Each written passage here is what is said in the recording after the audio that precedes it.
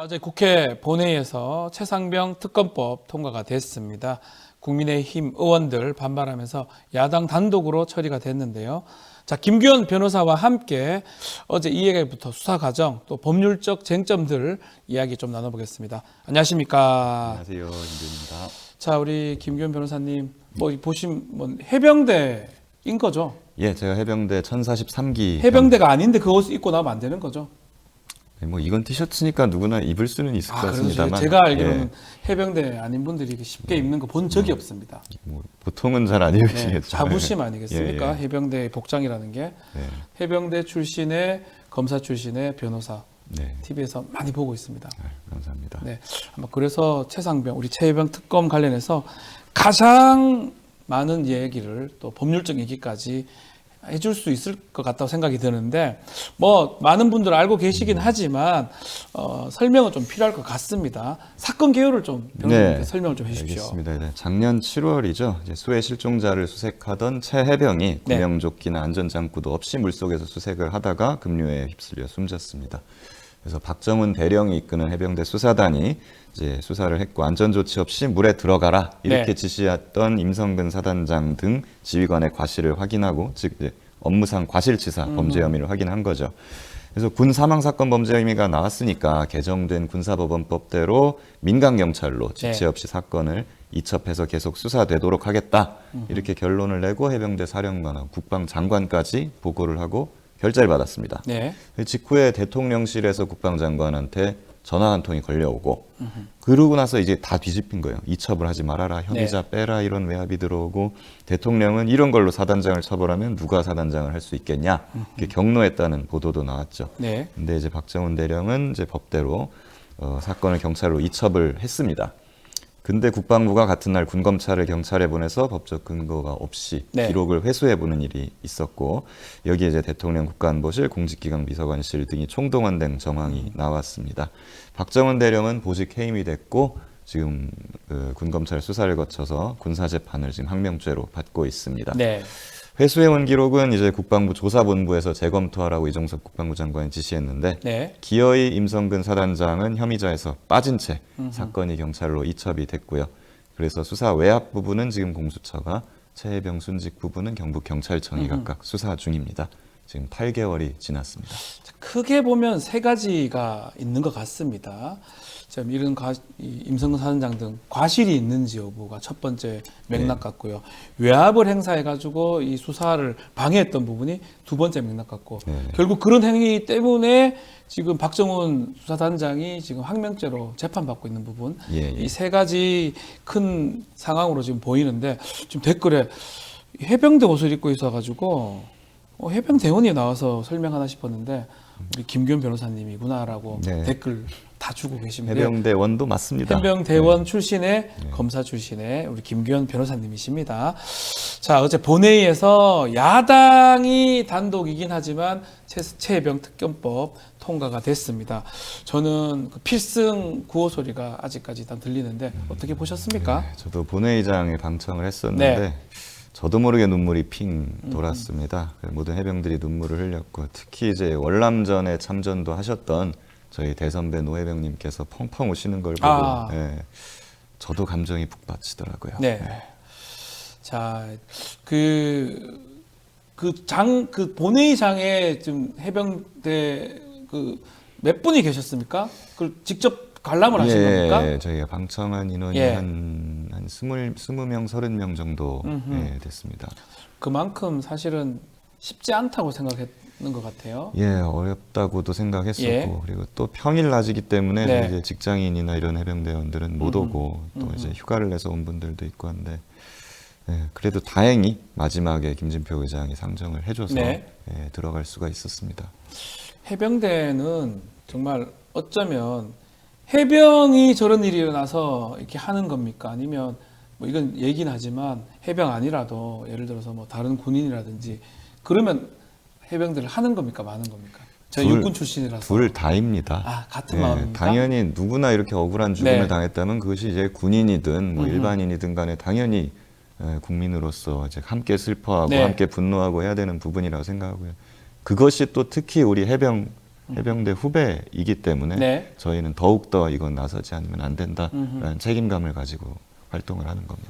자, 그렇지만 곧바로 대통령실이 죽음을 악용한 나쁜 정치라고 하면서 유감을 표명했습니다. 아마 사실상 거부권 행사를 시사한 것이다 이렇게 볼 수 있는데요. 어떻게 생각하십니까? 네, 일단은 나쁜 정치라고 하는 걸 보고 네. 저희가 더욱더 분노하지 않을 수 없었는데요. 나쁜 짓을 하지 말았어야죠. 네. 죽음을 덮으려는 자들이 지금 누굽니까? 네. 그 사람들이 지금 감히 적반하장으로 그걸 밝히려는 사람들한테 이런 소리를 하고 있는데 이 사건은 절대 정치적인 사건이 아닙니다. 네. 여당과 야당의 싸움도 아니고요. 이거는 죽음을 덮으려는 범죄자들과 그 억울한 죽음을 밝히려는 일반인들과의 싸움입니다. 대통령실과 여당에서 주구장창 해왔던 범죄자들이 나라를 지배하지 못하게 해달라. 뭐 네. 이런 말을 주구장창 해왔죠. 네. 선거 기간 동안. 그 말 그대로 돌려주고 싶습니다. 이거는 범죄와의 전쟁입니다. 자, 댓글에 뭐 국민 모두가 울컥한 장면이다 그렇게 얘기도 하고 있는데요.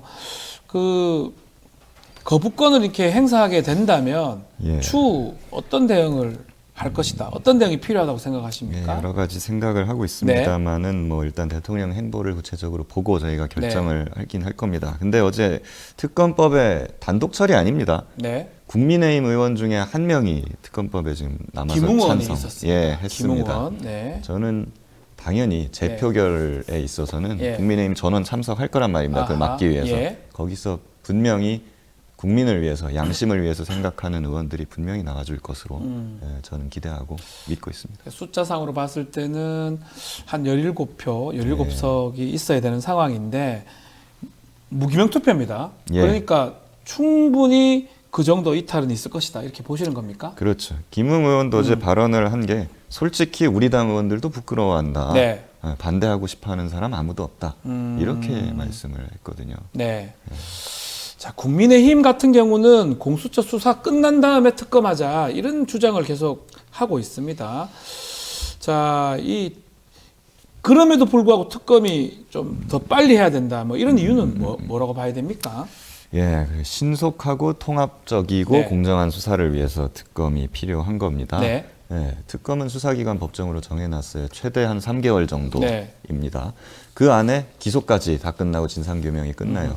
근데 공수처랑 경찰 수사는 지금 8개월, 9개월째 하고 있는데 맞습니다. 이제 사람들을 소환하고 있지 않습니까? 네. 언제 끝날지 모르고 기소권도 없어서 끝나면 검찰 가서 그것도 언제 끝날지 모르죠. 네. 예, 국민의힘에서도 지금 궁색한 논리로 계속 말을 바꾸고 있거든요. 처음에는 독소 조항이 있다고 네. 그랬습니다. 뭐 언론 브리핑한다, 아니면 뭐 야당이 추천한다 그랬는데 그거 최순실 드루킹 특검 때 똑같이 있었던. 우리 독소 조항이라고 했던 그 부분 예컨대 브리핑 다 했지 않습니까? 박근혜. 다 했고요. 그리고 그 브리핑 조항을 예. 정확히 보면 피의 사실 이외의 수사 과정에 대해서만 할 수 있도록 되어 있습니다. 네. 범죄 사실은 브리핑 못 하는 겁니다.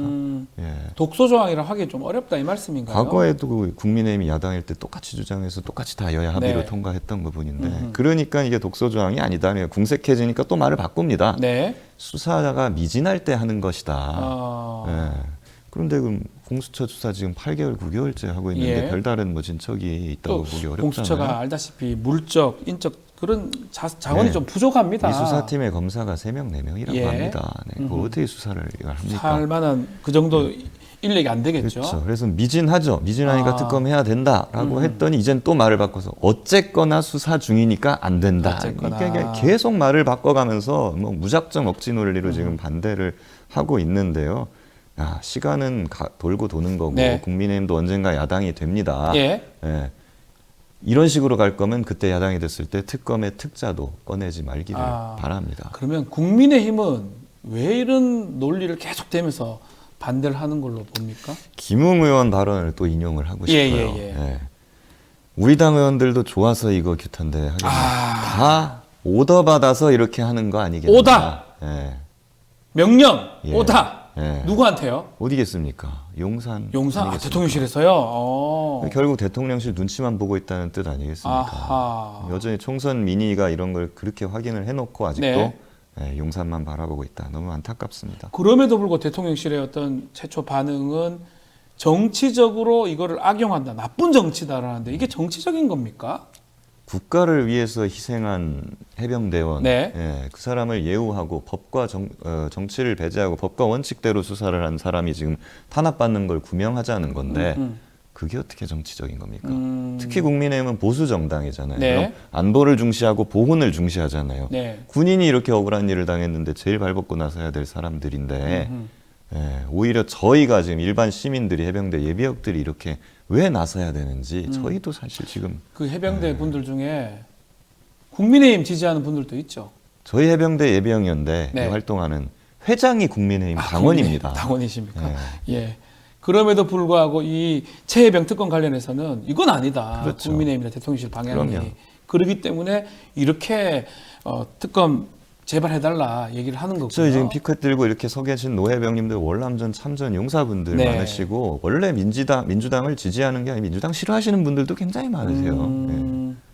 자, 그만큼 우리 해병대 출신들은 그만큼 많이 절실하다. 그 절실함 때문에 이 특검 얘기를 하는 걸로 생각이 듭니다. 자, 이제 거부권 행사하고 앞으로 어떻게 진행될지 좀 지켜보기로 하고요. 자, 또 다른 특별법, 이태원 참사 특별법도 지금 독소조항 빼고 합의에 이르렀는데, 자, 이것도 이 특검 구성에 대해서 어떻게 구성되어야 된다고 보십니까? 네, 뭐 이태원 참사 특별법도 네. 뭐 독소 조항이라고는 하는데 저는 독소 조항이라고 보기 어렵다. 네, 왜냐하면 영장 청구를 하는 권한이 아니라 영장 청구를 검찰에 의뢰를 할 수 있다는 의뢰하는 거. 그런 네. 권한이니까 그냥 요청권인데 네. 그게 무슨 독소 조항인지는 잘 모르겠고 네. 이번 특검도 구성이 이제 만약에 출범한다면 네.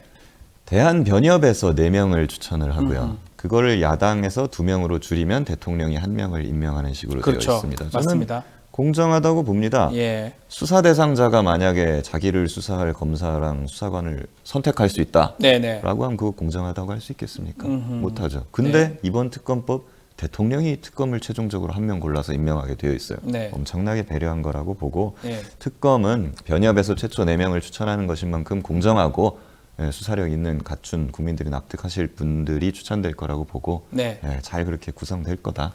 그렇게 생각합니다. 자, 이태원 참사 특별법 또 최상병 특검법 두 개 다 통과가 됐는데 잘 구성이 될 것이다. 이렇게 김기현 변호사께서 짚어주셨습니다. 자, 본격적으로 지금 수사 관련된 얘기도 조금 해보면요. 이 공수처 좀 전에 얘기를 좀 했는데 약간은 늦어지는 것 같기도 합니다. 예.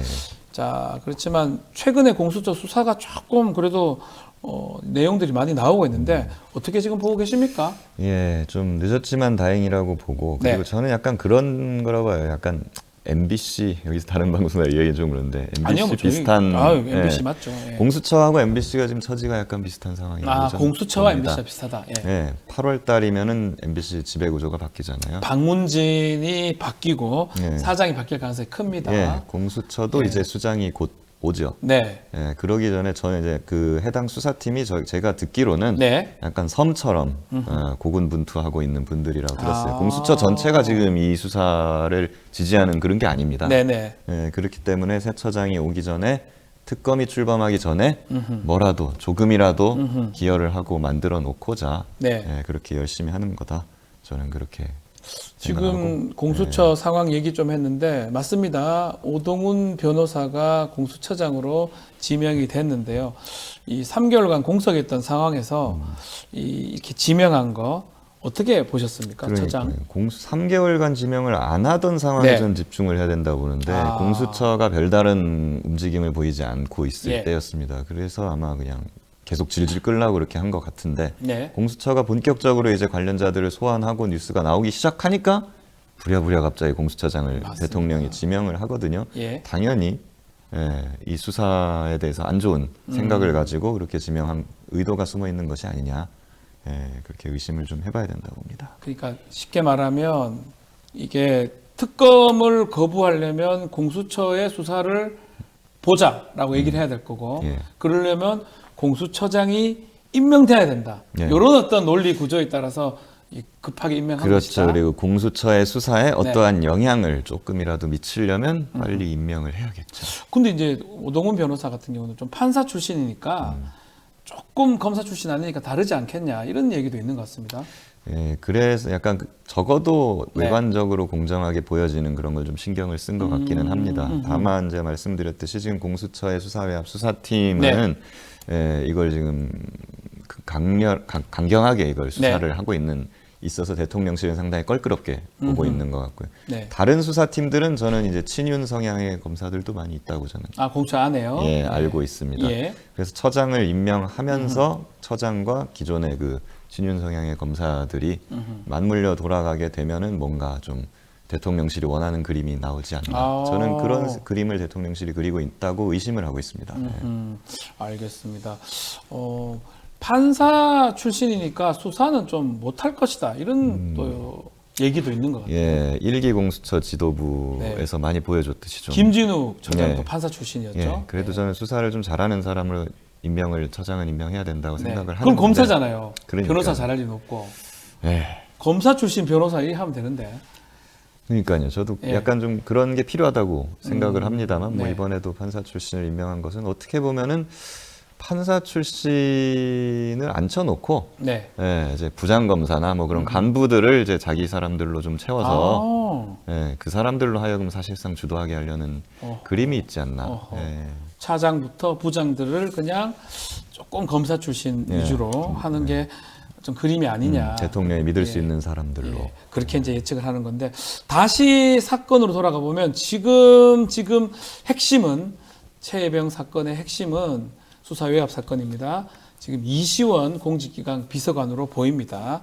결국 이시원 비서관이 지금 유재훈 국방부 법무관리관한테 통화를 했는데 어떤 지시를 했고 또 누구한테 지시를 했는지 이런 것들이 쟁점이 될 것 같은데 어떻게 보십니까? 이시원 비서관 부분. 네, 그 말씀하신 대로 네. 왜 이시원 공직기강 비서관이 지시를 했을까? 왜 전화했을까? 네. 누가 시켰을까? 이런 부분이 이제 밝혀져야 될 부분입니다. 네. 공직기강 비서관은 뭐 공무원들에 대한 어떤 감찰 네. 이런 거를 담당하는 사람이지 사실 뭐 사법제도라든가 아니면 뭐 군 수사라든가 이런 부분에 대해서 관여하는 사람은 일반적으로 아니거든요. 네.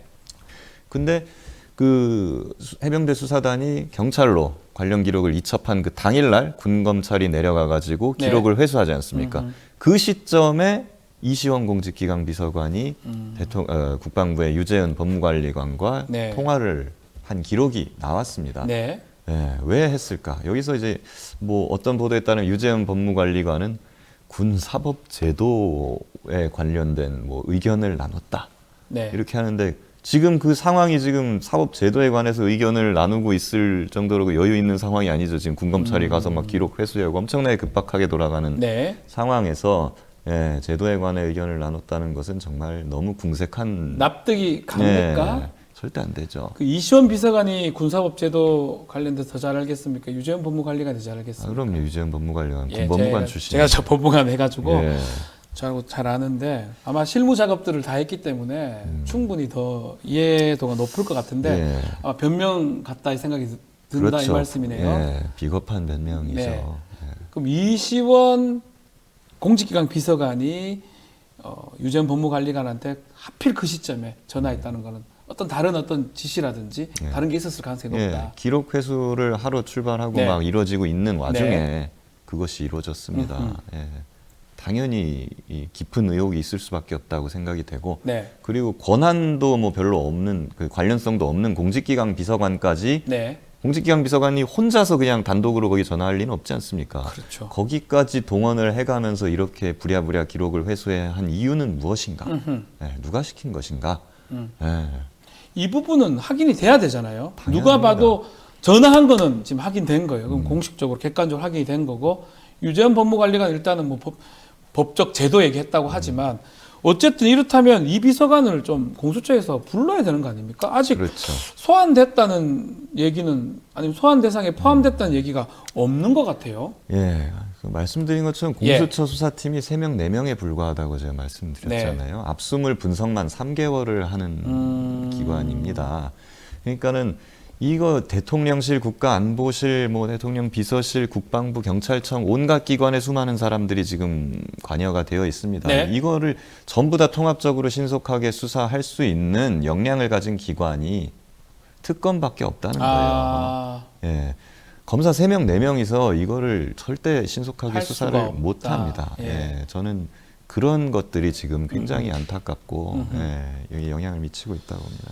뭐 압수수색했던 뭐 압수물 분석도 분석이지만 사실은 대통령실도 연관성이 있기 때문에 예. 글쎄 공수처에서 이 검사들이 이렇게 그걸 할 수 있을지 의문이다. 그렇기 때문에 특검이 필요하다. 우리 변호사님께서 짚어주셨는데 글쎄요, 지금 거부권 행사 여부 남아 있지만 특검이 이제 개시된다면 공수처 수사를 바탕으로 해야 될 거 아니겠습니까? 이게 예. 자료를 받아서 네네. 특검에서는 만약에 한다면 어떤 부분을 좀 집중을 해야 됩니까? 예, 여기서 많은 정황들이 나왔죠. 뭐 네. 누가 대통령실에서 뭐 국방부 누가 누구한테 전화했다, 뭐 이렇게 했다라는 어떤 수사 외압의 어떤 정황이나 되는 팩트들은 거의 밝혀졌습니다. 네, 아직도 모르는 오리무중인 거는 이거예요. 뭐죠? 왜 그랬을까? 아, 왜 그랬을까? 예. 왜? 아, 자, 임성근 사단장이 지금 이 업무상 과실치사 네. 쟁점의 핵심이잖아요. 투스타예요. 투스타 물론 높은 사람입니다만 대통령실에서 보기에는 그러니까요. 투스타는 안 높아요, 그게. 애기예요, 애기. 그렇죠. 예. 그렇게 높진 않아요. 예. 왜 굳이 그것도 대통령이 경로했다는 뉴스까지 나오는데 투스타 사단장 하나를 구하겠다고 이렇게까지 하는가? 저도 그게 궁금합니다. 이 부분이 정말 다양한 각종 썰이 난무를 하고 있는데 예. 이 부분이야말로 정말 특검에서 명확하게 해명돼서 국민의 의심을 해소시켜줘야 되는 부분이다. 저는 그렇게 생각합니다. 왜? 이거 지금 계속 얘기를 하는데 과연 대통령이 지시한 것인지 그 부분도 아마 확인이 돼야 될 것 같고 만약에 뭐 누군가가 지시를 했다 그러면 그 사단장을 살리려고 별 2개 투스타 높긴 예. 높죠. 뭐 저는 소령 예. 훨씬 높긴 한데 대통령실이나 그 위 기준으로 봤을 그렇죠. 때는 별로 안 높은 거잖아요, 사실은. 예. 별거 아니잖아요. 맞습니다. 왜 이런 구명을 하려고 이 난리를 치고 있느냐. 투스타 때문에 대통령이 책상까지 쾅쾅 치면서 경로를 해야 되는 이유가 무엇이냐. 그리고 제가 봤을 때는 뭐 대통령이든 어쨌든 그 위에서 이렇게 수사 부분에 대해서 뭔가 개입하거나 뭔가 방해하면 직권남용죄 같은 게 성립할 수 있다는 걸 충분히 인지를 했을 것 같거든요. 본인이 법률가인데 그걸 모르겠습니다. 본인 직권남용 수사 제일 많이 했던 사람이잖아요. 예. 그럼에도 그것을 했다는 거는 그만큼 또 그렇기 때문에 특검을 통해서 확인을 좀 해야 될 부분이다. 그렇지만 대통령실에서 지금 특검에 대해서 거부권 행사를 시사했기 때문에 그 부분은 어떻게 진행될지 조금 모르겠습니다. 지금은 특검에서는 유재은 법무관리관은 뭐 한 2번 정도 조사를 받은 것 같아요. 예. 10시간 이상. 예. 뭔가 좀 성과가 나올까요? 예. 그래도 만약에 보통 네. 묵비권을 행사하거나 말을 아예 안 해버리면 네. 10시간 이상이나 잡아둘 이유는 없다고 저는 생각을 하고 있습니다. 네. 그러니까 뭔가 말을 많이 했으니까 그렇죠. 12시간, 14시간 2번에 걸쳐 조사한 거 아니겠습니까? 네. 뭐라도 말을 했을 것이고 거기에서도 분명히 중요한 단서가 있을 거다. 네. 예, 저는 이제 당연히 그 자료도 특검이 출범하면 넘어가겠죠. 예, 그걸 토대로 이제 좋은 수사가 잘 이루어지길 하나 바랍니다. 확실한 거는 이해랑 중사 사건을 계기로 군의 사망 사건 같은 경우는 다 군대에서 처리하지 않고요. 군사법원의 관할을 가지지 않습니다. 민간에 다 이첩하기로 그 법률이 군사법원법이 바뀌었어요. 예. 제가 알기로는 그거를 법무관리관실에 있는 많은 법무관들, 그 공무원들 다 알고 있습니다. 저도 밖에 있지만서도 그 얘기를 그렇죠. 알고 있는데 그걸 몰라가지고 다시 회수하고 갔다 한다. 그래서 그 부분부터가 사실은 납득하기 쉽지가 않아요. 예, 안 그래도 대통령실에서는 자꾸 또 궁색한 변명을 하는 게 이런 말 하잖아요. 그 수사권도 없는데 그 박정훈 대령이 월권을 한 것이다. 예, 이렇게 얘기를 하는데 아니 재판권이 없는 거지. 그렇죠. 수사권이라는 말은 군사법원법에 안 나오지 안 않습니까? 나옵니다. 예, 맞습니다. 예, 그리고 다만 민간 법원에 재판권이 있는 범죄가 확인되면 네. 지체 없이 민간 경찰로 이첩을 해야 한다. 이것만 있는 거죠. 그러니까 그렇죠. 박정훈 대령은 범죄 혐의가 있으니까 초동 수사를 한 하고 것이고, 확인한 다음에 민간 경찰에 넘기는 게 맞아요. 예, 법에 따라 한 거예요. 법에 따라서 한 거죠. 예. 그거를 막은 게 대통령실 국방부인데 네. 어딜 봐서 지금 월권을 했다는 건지 네. 월권은 대통령실이 한 거잖아요. 예. 어떻게 보면. 예. 자, 이런 부분 때문에 뭐 특검도 필요하고 공수처 수사도 필요하다 이렇게 계속적으로 주장을 하고 있는 상황이고요. 어쨌든 어제 본회의에 최혜병 특검법 통과는 됐습니다. 우리 이제 변호사님 계속 물어봐요. 아니 좀 빨간 옷 입고 나와가지고 법률 얘기를 저렇게 잘하나? 예, 변호사님 맞습니다. 해병대 출신 우리 김기현 변호사님이신데 우리 변호사님이 지금 해병대 예비역 연대 법률 자문 맡고 있는 겁니까? 예. 그러면 아주 든든하시겠습니다. 해병대에서는. 저는 뭐 네. 예, 작년 8월, 9월 이 사건 있을 때부터 네. 광화문과 용산에 나가서 같이 예, 목소리를 내고 했었는데 네. 거기서 이제 만난 예비역들하고 네. 해병대 예비역 연대를 결성한 것이고 예, 거기 이제 저만 변호사더라고요. 그러니까 이제 자연스럽게 법률 자문을 많을 것 같은 제가 아는 또 해병대 출신 변호사들도 꽤 많은 걸로 알고 예, 있는데 근데 이제 광장에 그때 초기에 모였던 네네네네. 사람 중에는 네. 저밖에 없었어요. 예, 네. 그래서 제가 하게 됐습니다. 앞으로도 지금 이 해병대 관련된 아니면 체해병 관련된 그런 역할들을 계속 하시는 겁니까? 예, 그러면 한번 시작했으니까 솔직히 여기까지 이렇게 오래 끌 거라고 생각은 제가 못했습니다만 예. 그래서 지금 뭐 생업에 좀 다소 지장을 받고 있는 그래서 제가 계속 상황이기도 드리고 한데 싶은 말씀이 이렇게 빨간 옷 입고 지금 회사 가시는 거 아니죠? 변호사 사무실에. 아유, 예, 사무실을 잘 못 가고 있습니다. 못 가고 있습니까? 예. 이것 때문에? 그래서 뭐 이제 이것 때문에 이제 바쁘기도 예. 하고 뭐 예. 그래서 사무실도 뭐 빨리 얼른 가서 생업에도 종사해야 되고 하는데 어쨌든 시작을 했으니 네. 끝장을 봐야죠. 예. 자, 이제 대통령께서 막 결심을 할 겁니다. 좀 하고 싶은 말씀이 있으십니까? 예, 대통령도 지금 네. 검사 출신이잖아요. 그렇죠. 그리고 특검 수사 막 이런 걸 굉장히 많이 했던 스타 검사 네. 출신입니다. 그걸로 대통령까지 됐고요.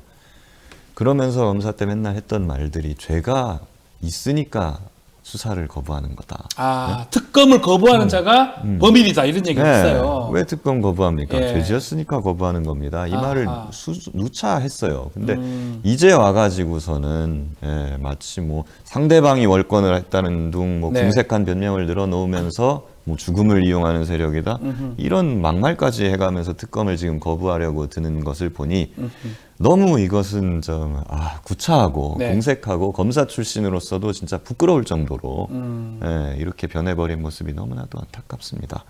국민 대다수 이번에 여론조사를 보면 67%가 재해병 맞습니다. 특검에 찬성한다고 나왔고 반대는 19%밖에 되지 않았습니다. 네. 그리고 대통령도 양심이 있다면은 어제 그 본회의장에서 월남 참전 용사인 네. 예, 그런 노회병님께서 펑펑 우시는 것을 보셨다면 이제는 좀 국민들하고 싸울 생각 좀 하지 말고 네. 선거 끝나고 국민은 언제나 옳다면서요. 그거에 따라서 좀 민의에 따라 좀 수용을 해주셨으면 좋겠습니다. 기어이 국민과 싸운다 그러면 저는 우리 해병대는 사생결단으로 결사항전의 자세로 저희도 대응을 할 수밖에 없다. 이 말씀 드립니다. 대응 얘기하셨는데 댓글 조금 소개해 드리겠습니다. 도깨비님, 후배님 적극적으로 격하게 응원해. 오늘 많은 분들이 들어왔는데 해병대 분들이 많이 들어온 것 같아요. 아들이 해병대 몇 기다라고 하는 분도 있고요. 남석현님 얘기도 있습니다.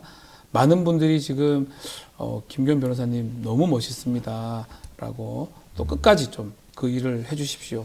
그리고 어제 본회의장에서 울려 퍼졌던 필승 경례구 눈물이 났다, 울컥했다 또 그런 글들도 많은 것 같습니다.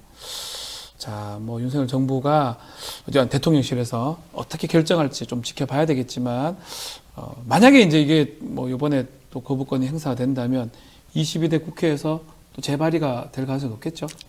무산된다면은 네. 다시 해봐야 된다고 그렇게 생각을 합니다. 언젠가는 이건 진실은 밝혀져야 되니까요. 알겠습니다.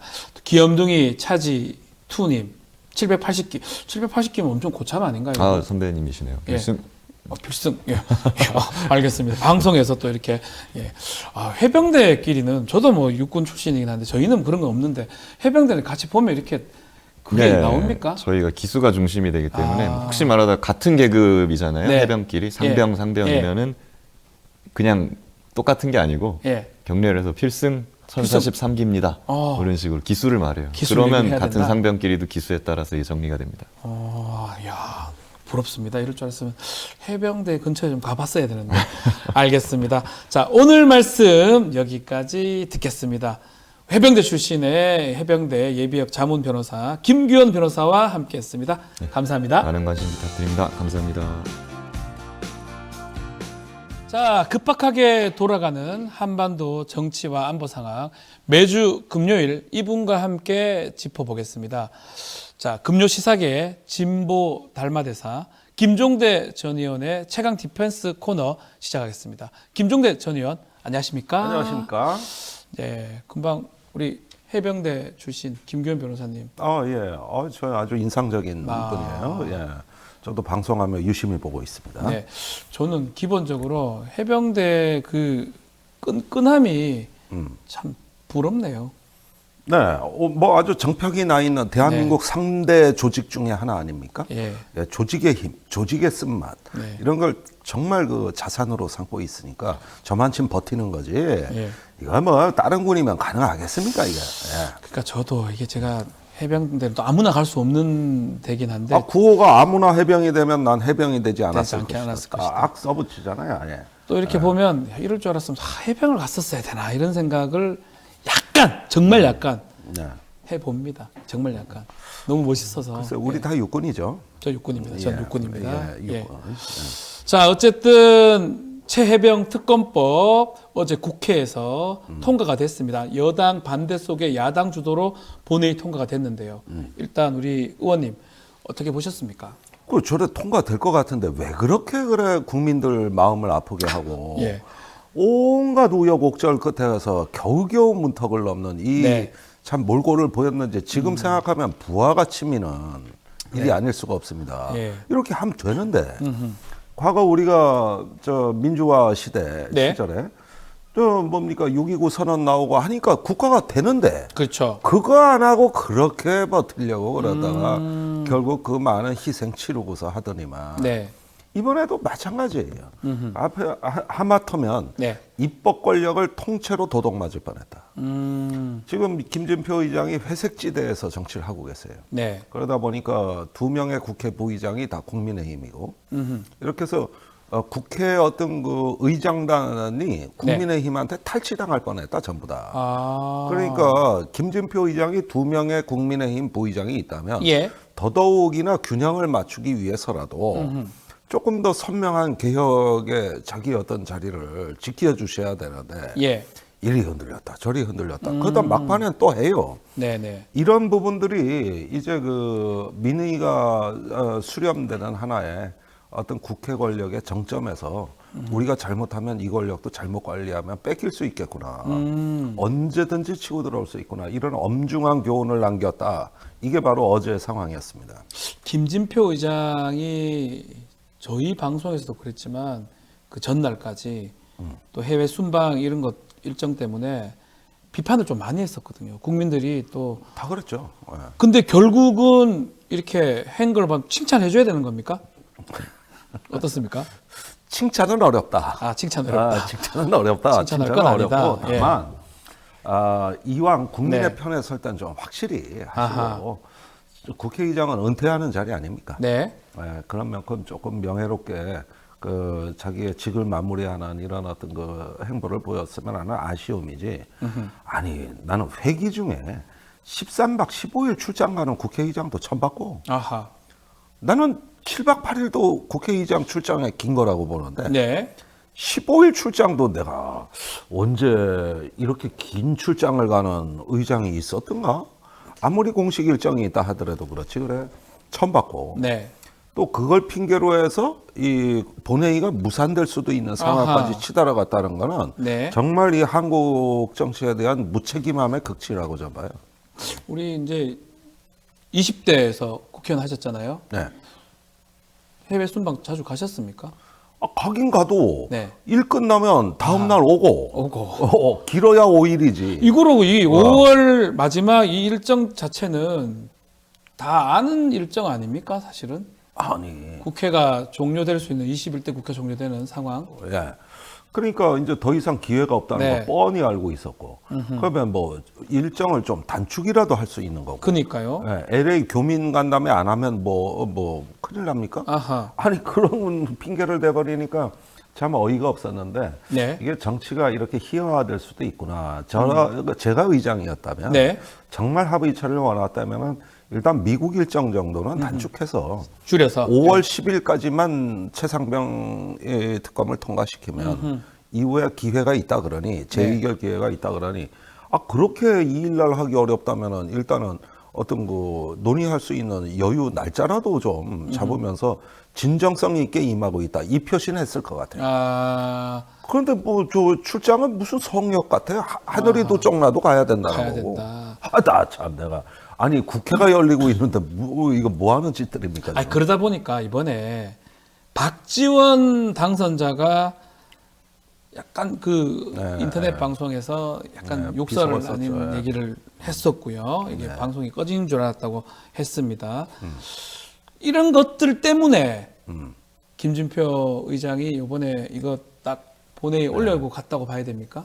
예, 그렇습니다. 사실은 감당할 수 없는 비난이 몰려왔고 네. 이 압력이 결국은 국민이 이긴 거예요.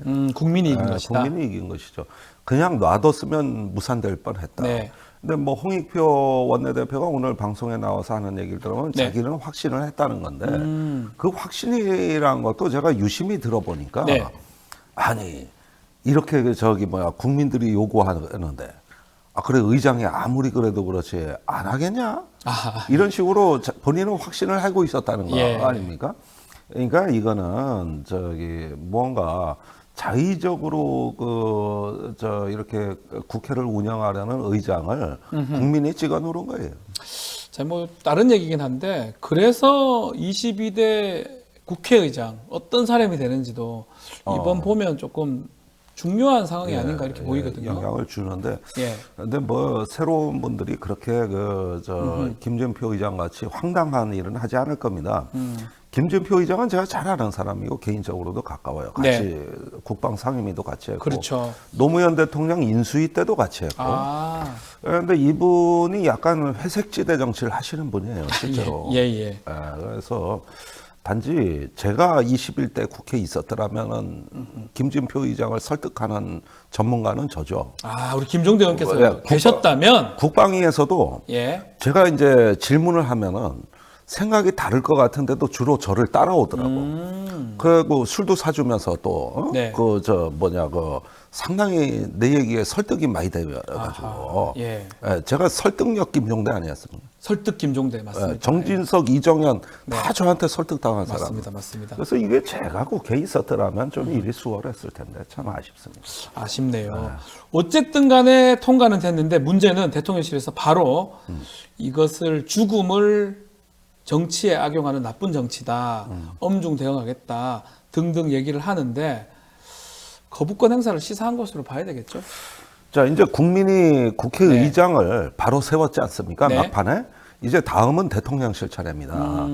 방금 말씀하신 정진석 비서실장의 참 오만망자만을 보면서 이제 항쟁의 시간이 오고 있구나 하는 저는 예감을 갖게 되는데 이건 무슨 얘기냐면은 이번에 거부권 행사에 대통령실도 상당한 부담을 느낀다는 뜻입니다.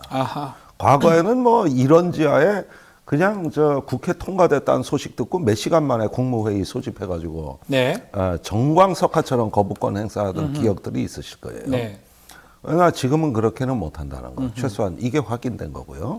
두 번째는 이 특검 거부권에 대한 조짐이 보이면 아마도 이번에는 좀 광화문에 나오는 촛불 집회 참여자 숫자가 좀 달라질 거라고 확신을 합니다. 이제 국회나 법으로 해결할 수 없다면은 우리가 났을 때가 아니냐. 이런 여론이 이 거부권을 계기로 해서 형성이 된다는 거예요. 거리 투쟁 같은 게 가능한 뭐 예컨대 상황이다. 거리 투쟁, 각종 온라인 뭐 해가지고 이제 시민들이 정권에 대한 압박에 이제 무언가 여태까지 관망하던 자세에서 참여하는 자세로 이런 어떤 분위기 전환이 이게 바로 거부권 행사를 기폭제로 해서 이루어질 것이다.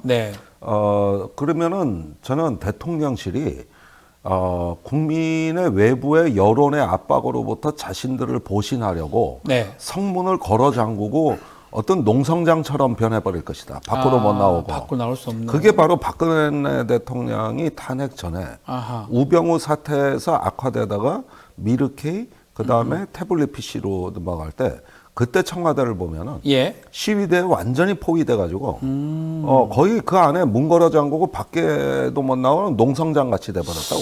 그니까요. 근데 지금의 형국이 그 정도까지 악화된 건 아니지만 예. 분위기를 보면은 엄중 대응이라는 거 이제 성문 닫아 걸고 그 저기 뭐냐 해제라 그러죠. 그 물 위에 있는 다리 걷어 올려서 네. 이제는 잠궈 놓고 우리 결사항전하자. 농성하겠다. 이 예. 분위기로 가는 거예요. 그래서 어. 이런 영향이 국방부와 해병대나 국민의힘에 지금 상당한 파장을 불러일으키고 있습니다. 네. 아니 근데 이 정도는 지금 뭐 우리 김종대 의원님 말씀하신 것처럼 예상할 수 있는 수순이잖아요. 그리고 국민 여론이 67% 이상이 찬성하거든 특검을. 네. 근데도 거부권 행사를 할까요, 대통령이? 예, 그러니까 이 부분이 바로 네. 이 정권이 갖고 있는 어떤 그 저 하나의 구조적 한계다. 예. 이걸 유연성 있게 받아들일 말하자면 어떤 그 품격이라든가 예. 어떤 용기를 발휘하기엔 때가 늦었다. 아. 작년에 박정훈 대령에 대한 공소 취하하고 예. 국방부 장관이 직접 나가 유감 표명을 하면서 예. 사태 수습에 들어갔더라면 그때 수습했었어야 된다. 작년에 여러 번 기회가 있었거든요. 아. 이렇게 했더라면은 지금쯤 국민들이 이거 거의 기억 못 하고 계시죠. 아하. 그런데 지금 사태가 어떻게 됐느냐? 네. 자, 얼마나 결사항전 분위기인가 보면은 김계환 해병대 사령관이 유임된 데 이어서 네. 임성근 전 사단장이 문제된 그 사단장입니다. 부사령관으로 영입된다는 소문이 파단. 이야. 영전한다는. 네. 이거 믿어집니까? 그러면 사단장하고 사령관, 부사령관 둘 다 피의자예요. 네네. 그 군대가 온전할 수 있을까요? 물론 밑에서는 우리 해병대원들 정말 열심히 훈련하고 네. 지금 정말 성실하게 임무 수행하고 있습니다. 네. 그런 면에서는 이상은 없어요. 그러나 지휘 라인이 이게 그 사령관, 부사령관이 그렇게 되는 초유의 사태가 네. 후속 인사에서 이제 나타나게 되면은 이제 해병 예비역들이 전후회가 더 이상 못 참을 거고 네. 그다음에 국방부에서도 이제 그 신범철, 유재은 등 중요 피의자 인물들이 국방차관 법무관리관입니다. 예, 네. 어제 국민의힘 탈당했고 네, 신범. 그다음에 유재은 법무관리관은 현재 임기가 다 했습니다. 네. 그래서 곧 8월에 나오실 분이에요. 자, 이렇게 해서 변화의 조짐이 보이는 가운데 저기 국방부가 네.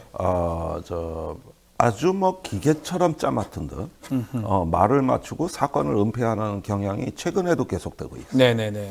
그래서 이런 상황이 되면은 이제는 우리 국방 체제가 더 이상 감내하기 어려운 혼란에 빠집니다.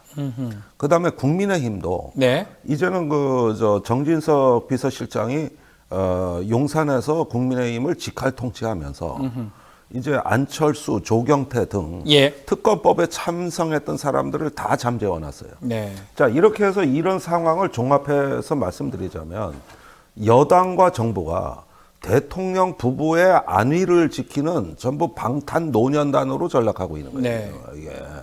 그러니까 하나의 국정을 수행하는 플랫폼으로서의 본질적 기능이 있는 정부 여당과 정부가 아니라 네. 이제는 대통령 방탄 조직으로 이게 추락하고 변질돼 가고 있는 네. 이런 상황을 이제 국민들이 감당하기에는 인내의 한계가 도달했다. 네. 이것이 거부권 이후의 정국이라는 거예요. 굉장히 심각합니다. 지금 상황이. 좀 얘기했던 그 부분입니다. 이런 경우라면 해병대 사령관을 통상은 바꾸는 경우가 많겠죠. 아니. 근데 유임을 시키고 임성근 또 뭐 진급 내지 또 다르게 한다 그러면 이게 진짜 이종섭 대사를 호주 보내는 거랑 비슷한 상황으로 봐야 아니 됩니다. 저는 이종섭 대사 호주 간 것보다도 예. 김계환 사령관 유임이 더 중차대한 일이라고 계속 얘기를 하는 거예요. 예.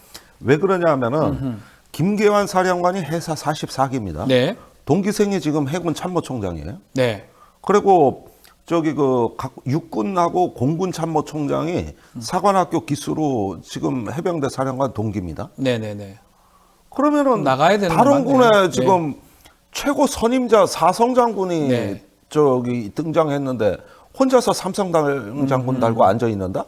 그러면 저기 장관이 주재하는 국무회의 가니까 네. 나는 쓰리스타지만은 내가 저기 기수로는 같은 거고 동기니까. 심지어 육군의 야전 사령관 사성이 자기 후배예요. 네네네. 거기에다 임성근 사단장은 45기인데 해서 예. 그 기수에 지금 육군 공군은 저 삼성 사성 달았습니다. 이야. 아니 이러면은 무슨 얘기냐면은 대장 전원 물갈이를 윤석열 정부가 작년 재작년에 다 했는데 해병대만 예외적 집단으로 남겨놔서 작년에 해병대 장성 네. 진급자가 안 나와 버린 거예요. 아하. 진급 공석이 안 나오니까 예. 이게 지금 그것만 해도 해병대 내에서 부글부글 끓을 일인데 어? 해병대만 지금 저 기수가 저 눌러 앉아가지고 안 네. 맞잖아요 전체적으로. 왜 이렇게 놔두는 거예요? 그게 김계환 사령관과 임성근 사단장에 대한 현재 어떤 저 군내에서 자리 보전하기 위한 조치가 여기 이렇게 변질이 됐고 그렇게 변질이 된 것이다. 그래서 다 임기 놔두고 나가는데 여기만 임기 지킨다 그러고 이런 상태에서 부사령관으로 사단장이 영전까지 하면은 네. 자 이제 수뇌부가 전부 공수처 피의자고 김계환 사령관 공수처에서 지금 소환 통보했습니다. 네. 그러면 현직 제병 실병을 지휘하는 현행 작전을 지휘하는 사령관이 공수처에 가서 열 몇 시간씩 조사받고 온다고요? 아하. 이거를 갖다 버티겠다 하는 심보는 뭐냐? 이거는 최상병 거는 한치의 양보 없이 끝까지 돌격해서 끝까지 가겠다. 이제 하겠다는 겁니다. 이거. 자, 이게 좀 전에 우리 김규현 변호사, 해병대 출신의 김규현 변호사 얘기했는데 특검에서 밝혀야 될 것 중에 하나가 왜 이렇게 임성근 하면 살리려고 임성근이 뭐길래 그렇게 얘기를 하더라고요. 네. 뭐 높지만 투스타. 그렇지만 대통령실이나 그 윗선에 봤을 때는 뭐 투스타 뭐 그냥 투스타일 뿐인데 그걸 왜 그렇게 했는지를 확인하는 게 특검이나 공수처의 목적 아니냐 얘기하는데 그 부분 어떻게 보십니까? 예, 특검이 반드시 필요한 이유를 예. 지적했다고 보는데 그 부분에 관해서는 네. 저도 특검을 학수고대하는 것이 아, 거기에 대한 단서나 수사 참고 내용을 특검에 저도 제보를 하겠다는 입장이에요. 뭐 김종대 의원님께도 뭐 아는 내용들이 좀 있습니까? 뭐좀 개인적으로? 저 내부 고발 좀 받은 게 있어요. 네네네네. 근데 이게 언론이나 공수처에는 참 지금 내놓기가 아하. 곤란하고 그래서 예.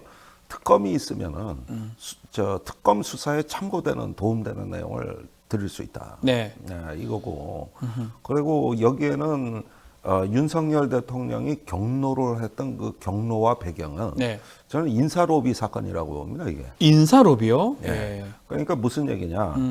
저기 임성근 사단장의 사법 처리 문제 이 문제는 네. 경북경찰청으로 사건이 이첩돼도 그 단계에서 처리해도 돼요. 굳이 이첩 자체를 방해할 이유는 없었어요. 예. 그런데 혐의 대상자로 이첩이 되면 무슨 문제가 생기냐? 무혐의로 처리된다 하더라도 네. 보직해임을 면할 수가 없습니다. 보직해임. 그러니까 그걸 막으려고 했던 사건이다. 이 사건은. 아하. 그래서 이종섭 장관은 아하. 겉으로는 혐의 대상자를 빼라 그랬지만 이거는 현상이고 본질은 사단장이 정상 출근하도록 보직해임을 막은 거고 그러니까 결재하던 7월 30일 전날 네. 해병대 사령관은 임성근 사단장한테 이미 보직해임을 통보한 상태였고 아, 이종섭 장관한테는 사단장 권한 대행을 할 수 있는 직무대리의 후보자까지 다 재가를 받은 상태였어요. 아. 그러니까 그 이튿날 이 결제한 걸 번복할 때 제일 화급했던 거는 보직해임은 없다. 아하. 정상 출근시켜라. 이러고 예. 우즈베키스탄에 출국해서도 군사보좌관이 계속 확인한 게 사단장 정상 출근하고 있죠. 그렇죠. 요 내용이었지 수사 내용이 아니었어요. 지금 보니까 조금 납득되는 부분 중에 하나가 출근할 수 있냐 없냐. 제가 군에서 뭐 판사도 검사도 하면서 느꼈던 게 일 생기면 보직해임 기본적으로 빨리 시키거든요. 그렇죠. 왜냐하면 조사 받아야 되니까 지휘를 못 하잖아요. 그게 어쩌면 가장 핵심일 수도 있었던 거네요. 그렇습니다. 그래서 해병대 아. 사령관은 임성근 사단장한테 장관한테 결재 보고하러 가기 네. 전에 관저대기 하라 그러면서 예. 이 시간부로 사단은 출입하지 마라. 곧 후임은 결정될 거다. 이렇게 얘기를 통보해주고 갔는데 보직해임 그- 하고 갔는 거래 거의. 예. 그런데 이제 해병대는 보직해임 권한이 없으니까 네. 그 관저대기 명령으로 이렇게 돼 사령관이 있습니다. 지시한 건 그 정도군요. 그 정도예요. 예. 그런데 이 순간 이제 임성근 사단장은 보직해임을 풀기 위한 아. 사실은 저 잘못 없습니다. 예. 제가 사단장 하다 보직해임 되면 어떡합니까? 아하. 이런 식의 구명 로비가 있었다는 것으로 저는 알고 있고. 그거는 추측이시고, 예, 그런 것들을 확인해야 되겠죠. 뭐 추측인지 검증인지 예. 이제 요런 나중에 부분들이 확인이 돼야 되는 거잖아요, 논리적으로. 제가 다음 예. 시간에 다 말씀드릴 겁니다. 다음 시간에요? 다음이 이제 일주일밖에 안 남았는데요. 요 직후가 아니라 그 다음도 될 수 있는 아, 거예요. 예, 예, 특검에 따라서. 네네. 그래서 이거는 인사로비 사건이다. 원래 몸통. 그렇게 되네요, 결국은. 예. 보직해임 막기 위해서 본인의 구명 과정에서 이런 어마어마한 일들이 발생했다라는 거잖아요, 사실은. 그러면은 이 사건은 의외로 네. 이제 이 사건의 국면이 바뀌는 거예요. 아. 자, 수사 외압이 있고 예. 혐의 대상자를 빼라는 그 드러난 현상 밑에 네. 우리가 아직까지 잡아내지 못한 그 진짜 사건의 내막, 네. 몸통, 본질 이 부분이 특검의 대상이 돼야 된다고 저는 강력히 주장을 하는 겁니다. 네. 그리고 그걸 위해서 시민들이 앞으로 대통령 거부권 행사에 경고해야 될 점은 네. 이 어마어마한 진실을 우리가 밝혀지길 원한다는 거고 그건 주권자인 시민이 이제 직접 압박을 넣는 네. 형태로 갈 것인데 이게 바로 정권의 파국과 위기에 중대한 변수 신호가 등장한 것이다. 네. 이 점을 과소평가하지 마라. 우리는 무수히 많은 정권이 흥망성쇠하는 걸 봐왔다. 네. 이런 어떤 뚝 못 막아서 구멍 하나 못 막아 뚝이 무너지는 사태가 바로 10년도 안 된 2016년에 우리가 겪은 일이라는 거. 네. 이거 정말 제가 이거 허투루 드리는 말씀이 아니라 경고하시는 거네요, 어쩌면. 거부권 그렇죠. 행사하면 그렇게 될 수도 있다라는 경고네요. 우리 국민 시민들은 살아있다는 거고. 그래서 국회에서 안 되면 어쩔 수 없는 겁니다. 네. 그런 어떤 거 아까 뭐 해병 전후에도 참 훌륭하시던데. 예. 보십시오. 저 거부권 행사하면 저 해병대도 집회 인원 늘어날 겁니다. 이제. 그럴 것 같습니다. 예, 그런 면에서 이제 하나의 결정적 순간이 오고 있다. 네. 그게 바로 5월이라는 거예요. 5월 그래서 이 달이다. 국회는 어떻게 보면 22대 국회에 대한 기대보다도 나가는 국회가 더 오히려 20일 기대감이 때 많은 지금 예. 끝나는 국회. 예, 참으로 희한한 정치죠. 네, 알겠습니다. 자, 또 다른 얘기를 좀 해보겠습니다. 취임 2주년 공식 기자회견 할 것이다. 이런 얘기도 있고요. 민정수석실 만들겠다. 이런 얘기도 있습니다. 이런 국면은 우리 의원님께서는 어떻게 보고 계십니까? 예, 그 총선 전에 네. 그 윤석열식 정부가 이제 고압적 통치를 했다면 네. 이제 강압적 통치를 예고하고 있다. 아, 강압죠. 더 센 겁니까, 이게 그러면? 예, 예. 이제는 사정기관이 국정의 전면에 예. 그래서 여태까지는 선택적으로 그 야당 인사나 언론인에 대한 압박을 해왔다면 네. 이제는 그 범위가 더더욱 넓어져 전방위적으로 확산되지 않을까. 그다음에 이제 그 과거 이명박 박근혜 정부가 했던 그 각종의 감시, 예컨대 어떤 민간인 사찰이라든가 또는 어떤 온라인 정보에 대한 어떤 네. 그 접근성이라든가 이런 것들이 이제 국정원이 당시 뛰어들고 사이버 사령부가 뛰어들고 이런 어떤 행태를 봤는데 그 이번에 영수회담 때 윤석열 대통령이 과거 김대중 대통령이 없앴던 민정수석실을 다시 살리는데 아, 신선하다. 그 이해가 되더라. 아. 자, 없어졌던 국정원 댓글 사건과 각종의 민간인 사찰이 없어졌는데 예. 이제 이걸 되살리는 것도 이해가 간다. 내 귀엔 그렇게 들려요. 이 아, 얘기가. 그렇게 들리신다. 그렇게 들린다고. 예. 그래서 민주공화국의 어떤 그 시민의 자유와 네. 또 여기에서의 어떤 그 억압받지 않을 자유 네. 이런 부분들이 좀 침해되는 그러면서 독재화의 길 이런 부분들을 이제 대놓고 얘기하시는 거 아닌가? 네. 그런 점에서 이게 지금 이 최상병 특검 거부권을 필두로 한 1년의 국정의 재정비는 상당히 심각하다. 거기에다가 이제는 국민의힘이 대통령 부부 안위를 위한 로펌 조직으로 전락해 버렸어요. 국민의힘 정당이 그렇다고요? 로펌을 하고 시위대로 예. 이런 조직으로 전락해 버려가지고 이게 지금 한국 정치의 최대 불행이고 예. 우리를 슬프게 만드는 대목입니다.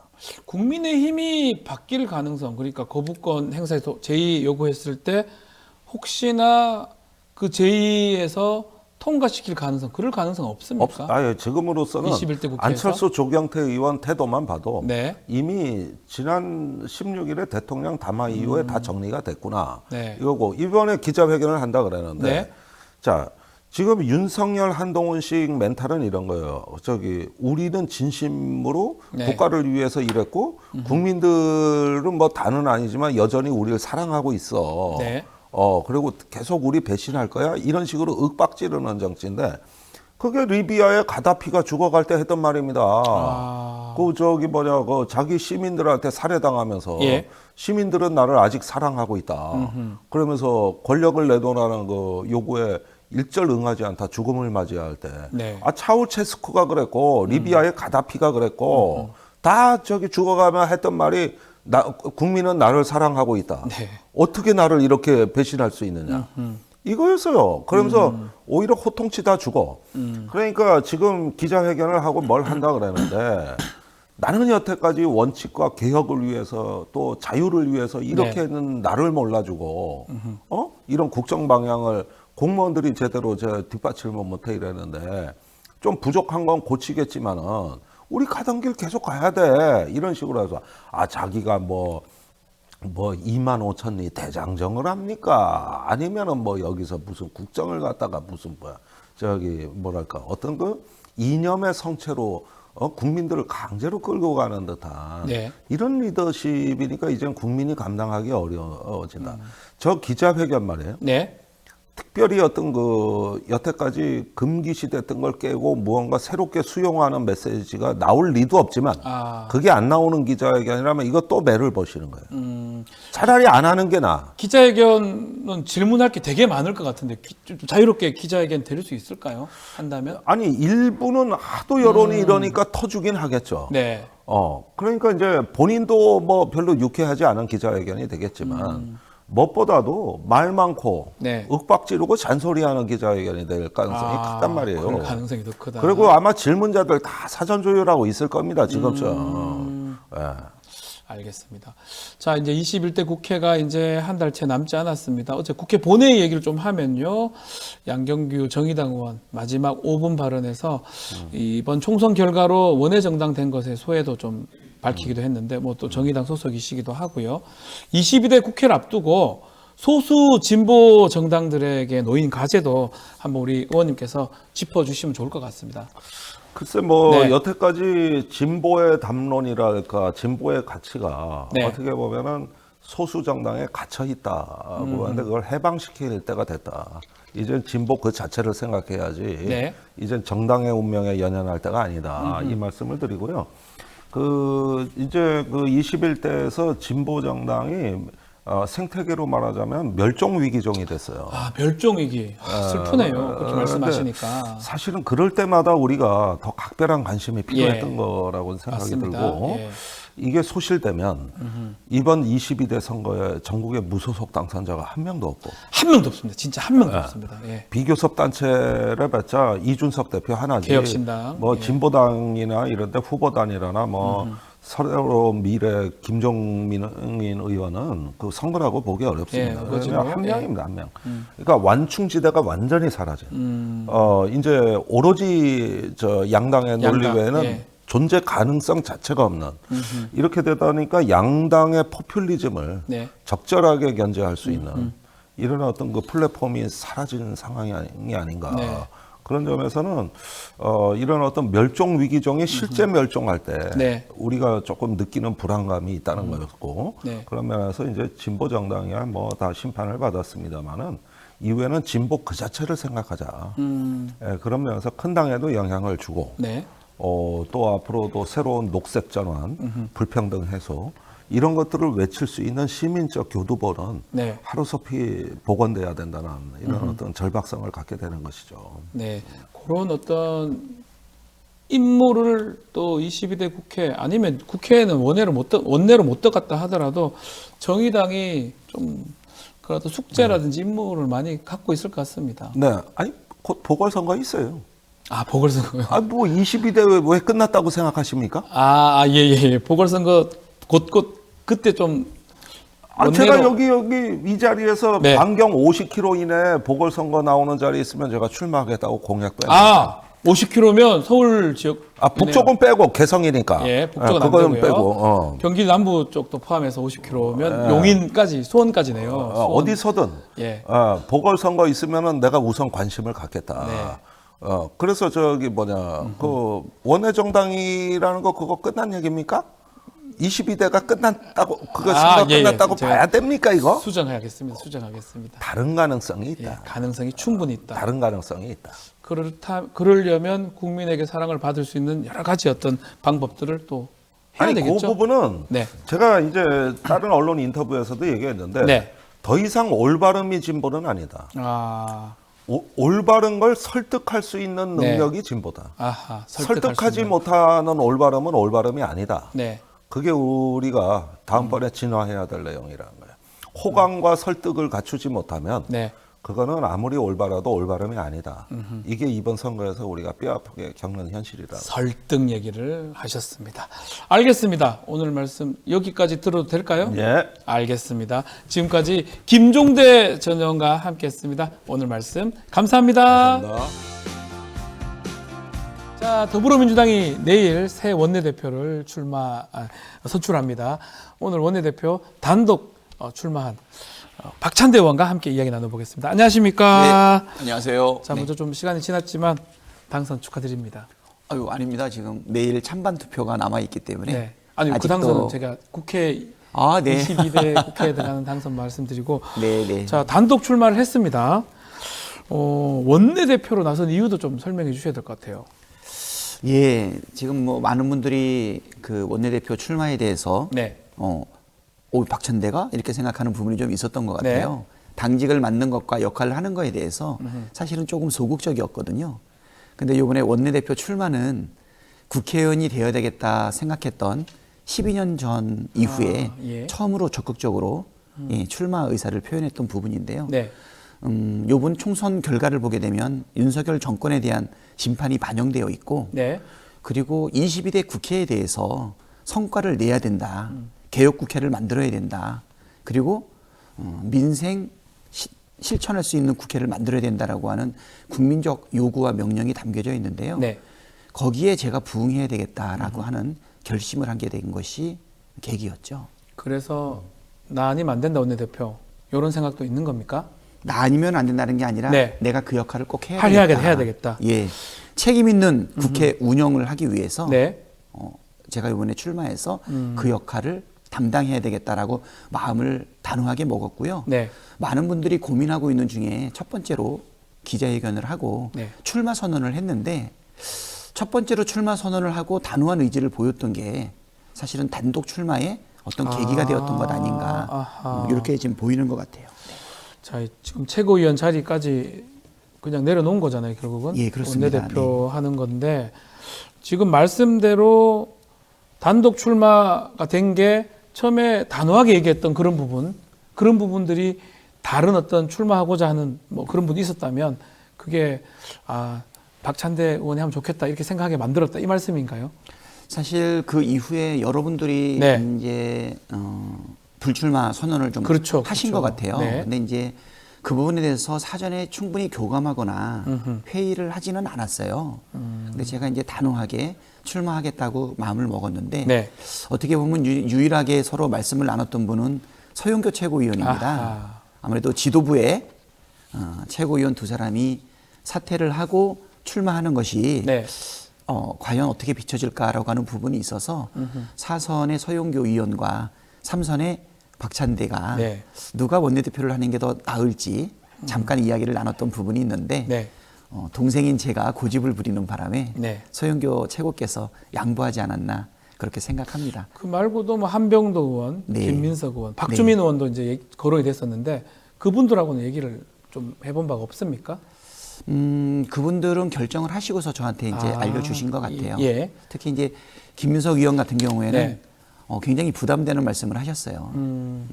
박찬대 의원을 믿고 그다음에 박찬대 의원이 충분히 이 부분에 대해서 기도하고 결정하지 않았겠냐. 아하. 그러니까 저의 마음 상태에 대한 인정과 존중을 해주셨는데 네. 오히려 그 말씀이 저의 책임감이라든가 꼭 잘 해내야 되겠다.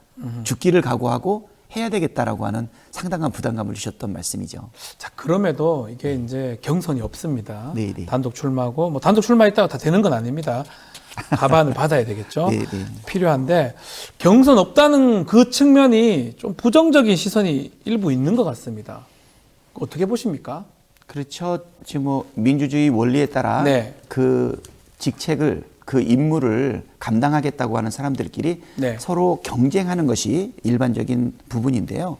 그렇죠. 특히 이번에 단독 출마의 경우는 민주당 역사상 처음이었던 것 같아요. 아, 열린우리당 그때도 없었고 그 민주당 때 없었고 그 전에도 없었고. 예, 제가 정치 경륜이 짧아서 예. 정확한 역사적인 내용을 다 살펴보지는 네. 않았지만 많은 분들이 살펴보니 어허. 처음이었다라고 선관위에서 얘기를 해주더라고요. 예.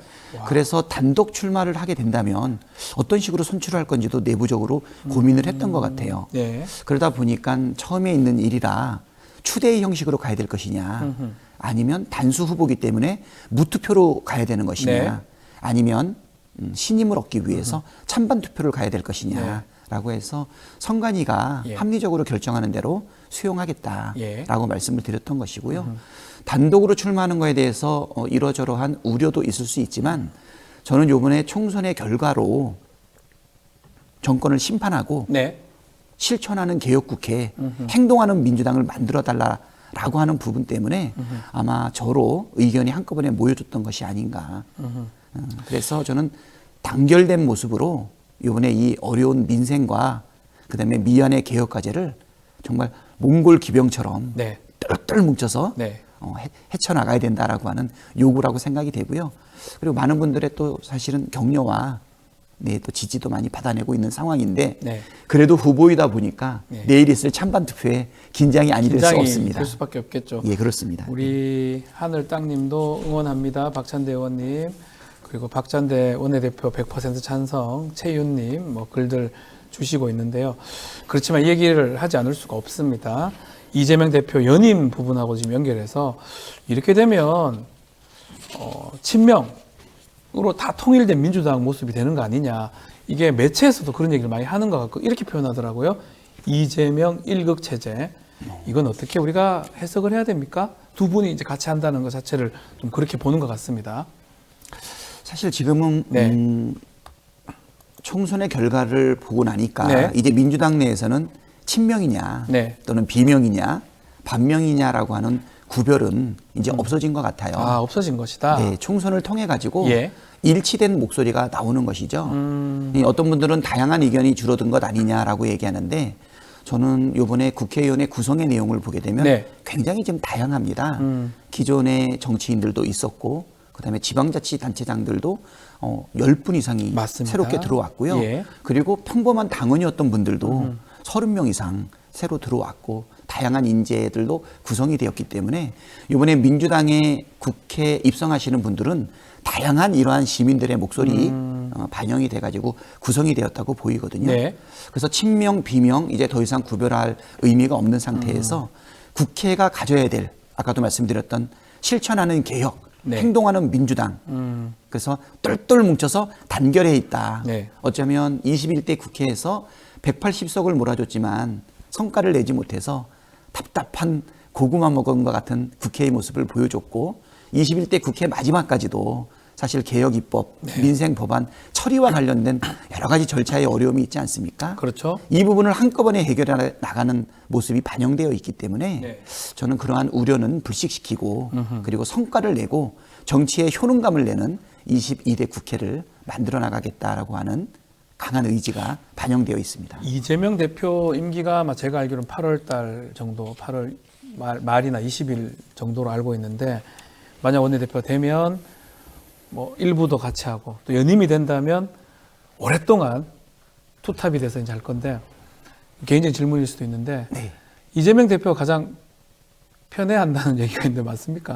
편애하는 거는 아니고. 편애가 아닙니다. 편하게 생각한다. 예, 제가 조금 한 거고요. 예. 네네. 저를 편하게 생각하는 것도 저도 요즘 와서 좀 많이 편해졌어요. 사실 이재명 대표하고 친명이니 비명이니 네. 이재명 개판이 이런 얘기가 나오는 거를 사실 저는 내부적으로는 어느 정도 거리를 뒀었던 이유가 21년 7월 1일 날 대선 캠프에 네. 합류하면서 이재명 대표하고 함께 일을 했기 때문에 그 전에 함께한- 별로 이렇게 친분은 별로 없었나요? 그렇죠.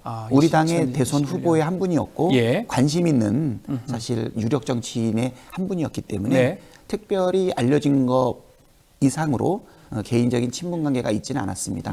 3년이 채 경과하지 않았기 때문에 예. 사실 그분과 함께한 시간이 길지 않아서 편하지 않은 부분도 있었는데 네.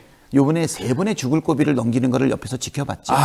뭐 테러 당하고 뭐 몇 번 이- 있었잖아요. 24일간 네. 단식하는 그 과정 단식 부분도 속에서 있었고. 아침마다 정말 밤마다 그 모습을 지켜보면서 네. 그랬고 두 번째로는 또 체포 동의안이 국회에서 가결돼서 네. 그 단식으로 인해서 거의 초죽음이 되어 있는 그 사람이 네. 수원지검에 나가서 또 프레스 앞에 서 있는 모습 네. 그리고 기각이 돼서 살아나오는 모습 그리고 실질적인 테러를 당해서 바로 생명이 어떻게 될지 모르는 그러한 죽음의 고비를 넘기는 것을 곁에서 지켜보게 되니까 네. 참으로 그러한 내용들 때문에 네. 이제 제가 그분을 다 내려놓고 보게 되지 않았나. 뭐 저뿐만은 아닐 거라고 생각합니다. 많은 분들이 그 이재명 대표의 그 고난받는 모습을 네. 보면서 힘이 돼줘야 되겠다. 함께 해야 되겠다. 근데 더 중요한 거는 이재명 대표이기 때문에 힘이 돼줘야겠다는 것이 아니라 네. 국민들과 에헤. 당원들이 압도적으로 선택한 우리의 첫 번째 가는 일꾼 아니겠습니까?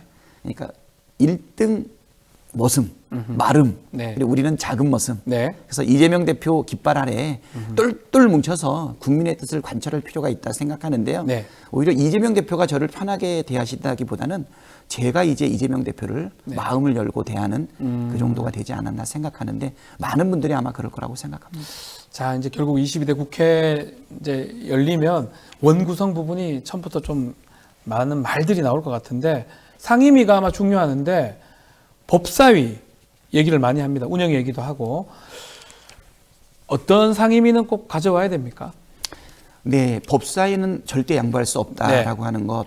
사실 협상 들어가기 전에 네. 미리 이런 얘기 다 얘기하면 안 되는데 네. 이거는 저의 개인적 의지뿐만이 아니라 민주당 전체 그리고 특히 우리 당원들과 시민들이 바라고 있는 부분이다. 예. 우리가 정부 여당으로서 협치의 책임감을 가지고 사실 어렵게 양보했던 법사위 그 법사위원장 때문에 네. 한 치 앞도 사실 효능감 있는 국회 운영이 이루어지지 못하지 않았습니까? 네. 그 여당의 법사위원장 사실 모든 안건을 붙잡고 있었죠. 그렇죠. 패스트 트랙을 할 수밖에 없었고, 네.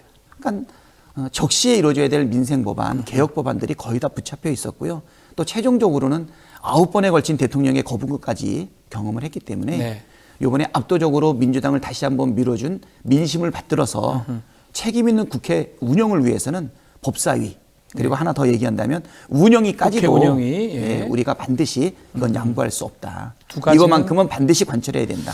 그렇지만 벌써부터 국회의장이 이제 야당이 하면 두 번째 정당은 법사위는 해야 되는 거 아니면 최소한 운영인 해야 되는 거 아니냐 이런 얘기들이 나오고 있거든요. 이러되면 원 구성이 완전히 늦어질 수도 있잖아요. 네.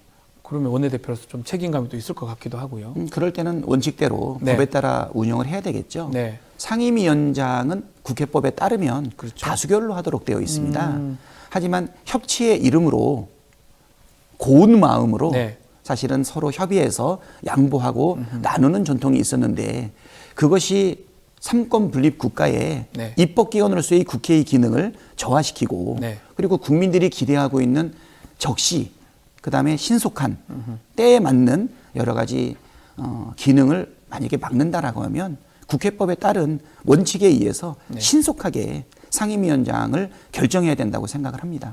제가 볼 때는 국힘당 입장에서는 우리의 단호한 의지를 보고 네. 협의에 응하시든지 예. 아니면 원칙에 따라서 다수결의 원리로 상임위를 구성하는 그렇기 때문에 사실 국회의장이 굉장히 글쎄요. 중요합니다. 네. 그 원구성 자체가 권한 자체가 국회의장한테 있는 겁니다. 그래서 저희 뉴스토마토에서 미디어 토마토 실시한 여론조사가 있는데요. 국회의장의 적합도 조사를 해보니까 추미애 전 장관이 40.3% 1위를 차지했습니다. 나머지 분들은 조금 낮았고요. 이게 여론조사 꽃에서 조사한 결과하고도 유사한데요. 이 부분은 어떻게 보고 계신지요? 추미애 당선인의 국회의장 되는 부분, 의원님 어떻게 보십니까?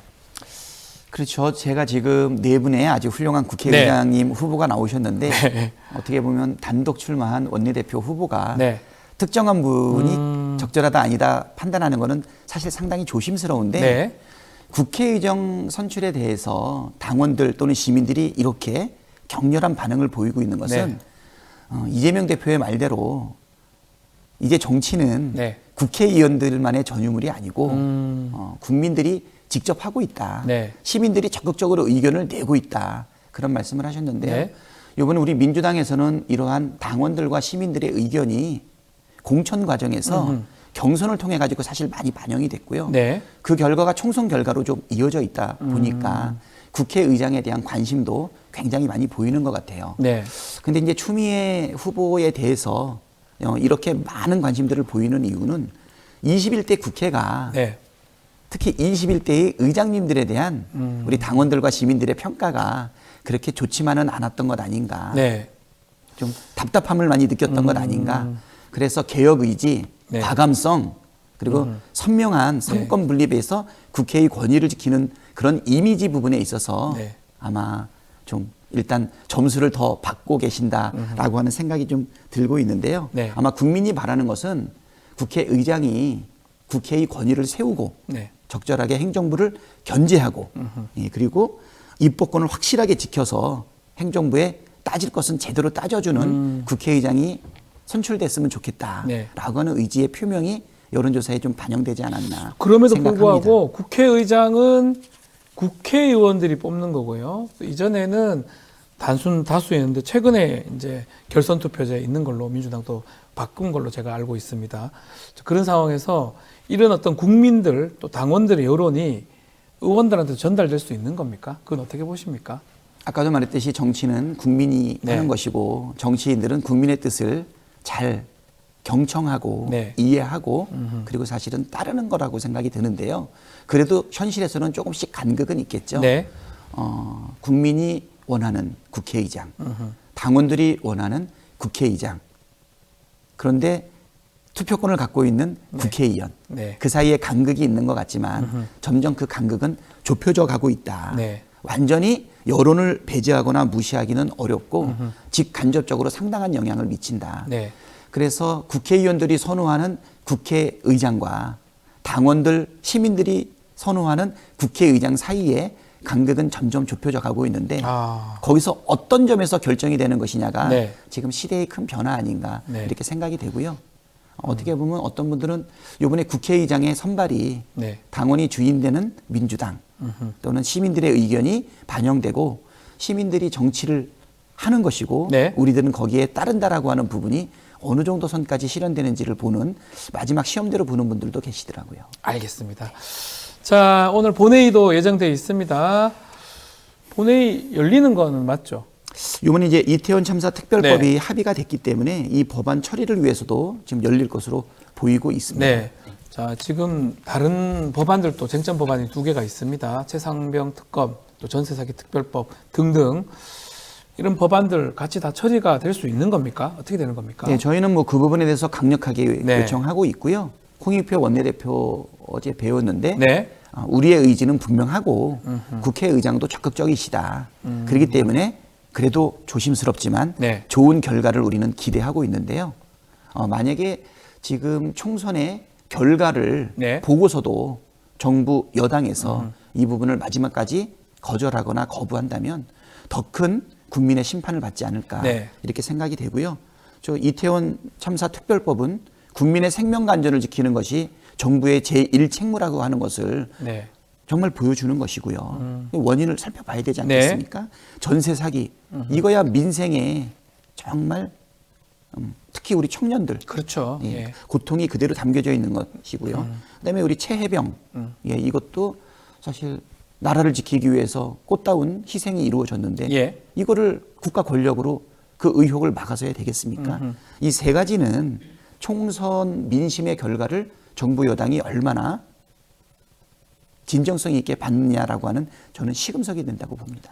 그렇지만 지금 이양수 원내수석부 대표의 말에 따르면 지금 합의된 뭐 이태원 참사 특별법은 모르겠지만 나머지 법안들을 올리면 동의할 수 없다. 본회의. 그렇다면 결국 또 국회의장의 권한이 되게 중요합니다. 국회의장이 이제 올리냐 마냐 결정할 수 있기 때문에. 근데 또 해외 또 순방도 한다고 하고요. 어떻게 보십니까? 저는 국회의장이 마지막에는 네. 우리 국민들이 바라는 시원스러운 입법부의 수장으로서 네. 네, 결단을 내려주시기를 희망하고 있고요. 그렇게 되지 않을까 판단하고 있습니다. 만약에 여기서 그게 이루어지지 않는다라고 네. 하면 22대 국회는 첨예하게 대립할 수밖에 없는데요. 네. 그 원인은 바로 정부 여당에서 제공하시는 거라고 생각이 됩니다. 네. 다음번 국회의장은 이러한 부분을 단호하게 해결할 수 있는 개인적 의지가 반영이 질문인데 돼야 5월 말에 이제 이렇게 끝날 무렵에 뭐 해외 순방 갈 수 있고 가야 된다고 보지만 이게 다 이렇게 겹칠 걸 알 수 있는 거 아닙니까? 예상이 불가능하나요? 사실 외국에 나가는 그 일정은 네. 그 국제회의랑 관련된 아. 다음번 이제 주재국이 우리 대한민국이 되는 것 같아요. 네. 그래서 순방 자체를 피할 수는 없는 것으로 예견이 되고는 있는데요. 네. 그럴 때일수록 시원하게 네. 그동안 하고 가라. 예, 해주시고 해주시고 가는 게 가라. 죄송 하고 가라는 해주시고 맞습니다. 가라. 오죽하면 우리 민주당 의원들이 네. 이 부분 해결 안 하면 네. 예, 못 출국을 가게. 저지하겠다라고까지 얘기를 하겠습니까? 예, 예. 어떻게 보면 아버지 발목을 붙잡는 네. 정말 자식들의 마음 아닐까 아하. 이렇게 생각이 됩니다. 이거 해결하고 나가십시오. 네. 알겠습니다. 정치 현안도 한번 이야기 나눠보겠습니다. 2년 만에 영수회담 있었는데요. 어떻게 보셨는지요, 우리 박찬대 의원님? 예, 뭐 많은 국민들이 보셨겠지만 네. 윤석열 대통령의 태도가 한마디로 고집불통이다라고 하는 느낌이 들었고요. 네. 특히 총선에서 저렇게 참패하고도 신경을 안 쓰시는 것 같아요. 아하. 아주 우려스럽습니다. 네. 우려스럽다. 그래도 뭐 마지막에 자주 좀 만나자 이런 얘기도 했는데 실제로 또 만날 가능성이 있는지 어떻습니까? 이번에 첫 번째 만남이라고 하는 면에서 720일 만에 이루어지지 않았습니까? 네. 거의 2년 만에 이루어졌는데요. 첫 만남이라는 의미가 있기는 하지만 이번처럼 손에 잡히는 아무런 성과가 없다면 네. 또 만날 이유가 있을까? 태도 변화가 전제가 돼야 의미가 있다라고 생각이 되고요. 네. 물론 우리가 영수회담을 안 만날 이유는 없습니다. 네. 그렇지만 대통령께서 진심으로 소통하고 경청하려는 자세가 있어야만 가능하지 않겠나 네. 조심스럽게 예견합니다. 혹시 이 영수회담 끝나고 이재명 대표한테 그 얘기는 좀 들으셨습니까? 예, 뭐 딱 한마디로 말하면 예. 정말 답답하고 답답하다. 예. 그리고 성과 부분에 있어서는 네. 너무 아쉽다라고 말씀을 했고요. 제가 그 자리에 있었어도 네. 똑같은 심정이었을 거라고 생각이 됩니다. 특히 이제 민생이 너무너무 어렵잖아요. 그렇죠. 우리 경제를 구성하는 데 있어서 경제를 제대로 돌리려면 우리 경제학 원론에도 나오는 Y는 C 더하기 I 더하기 뭐 이런 거 있잖아요. 저는 X, 뭐 법학을 전공해 잘 모르는데 그러니까 예, 맞습니다. 결국은 소비가 활성화되거나 아니면 투자가 활성화되거나 아니면 수출이 잘 되거나 예. 사실 다 어렵지 않습니까? 뭐라도 잘 돼야 되는데 하나도 안 되고 그러면 있습니다. 다 안 되고 있기 때문에 예. 마지막 관건이 뭐냐면 정부 재정 지출을 통해 가지고 마중물을 돌리는 게 정부의 역할인데 그렇죠. 움켜쥐고 아무것도 안 하고 있어요. 점점 국가 경제가 돌아가지 않고 있는데 네. 그래서 우리가 민생 회복 지원금까지 요청을 했는데 네. 그것까지 거부하고 있지 않습니까? 참으로 답답하고 국민들한테 성과를 안기지 못해서 정말 아쉬웠을 것이라고 생각이 되고요. 아하. 계속 국민의 목소리를 대변해서 네. 민생 그다음에 개혁에 대한 목소리를 높여야 된다. 정말 언제까지 거부권을 행사할 수 있는지 네. 우리가 지켜볼 거고요. 그리고 나는 정부 여당에 소신 있는 의원들께서도 참여하는 분들이 계실 것 같아요. 아하. 최해병 특검법에 대해서는 벌써 여러 사람의 네. 여당 의원들이 동조하고 있지 않습니까?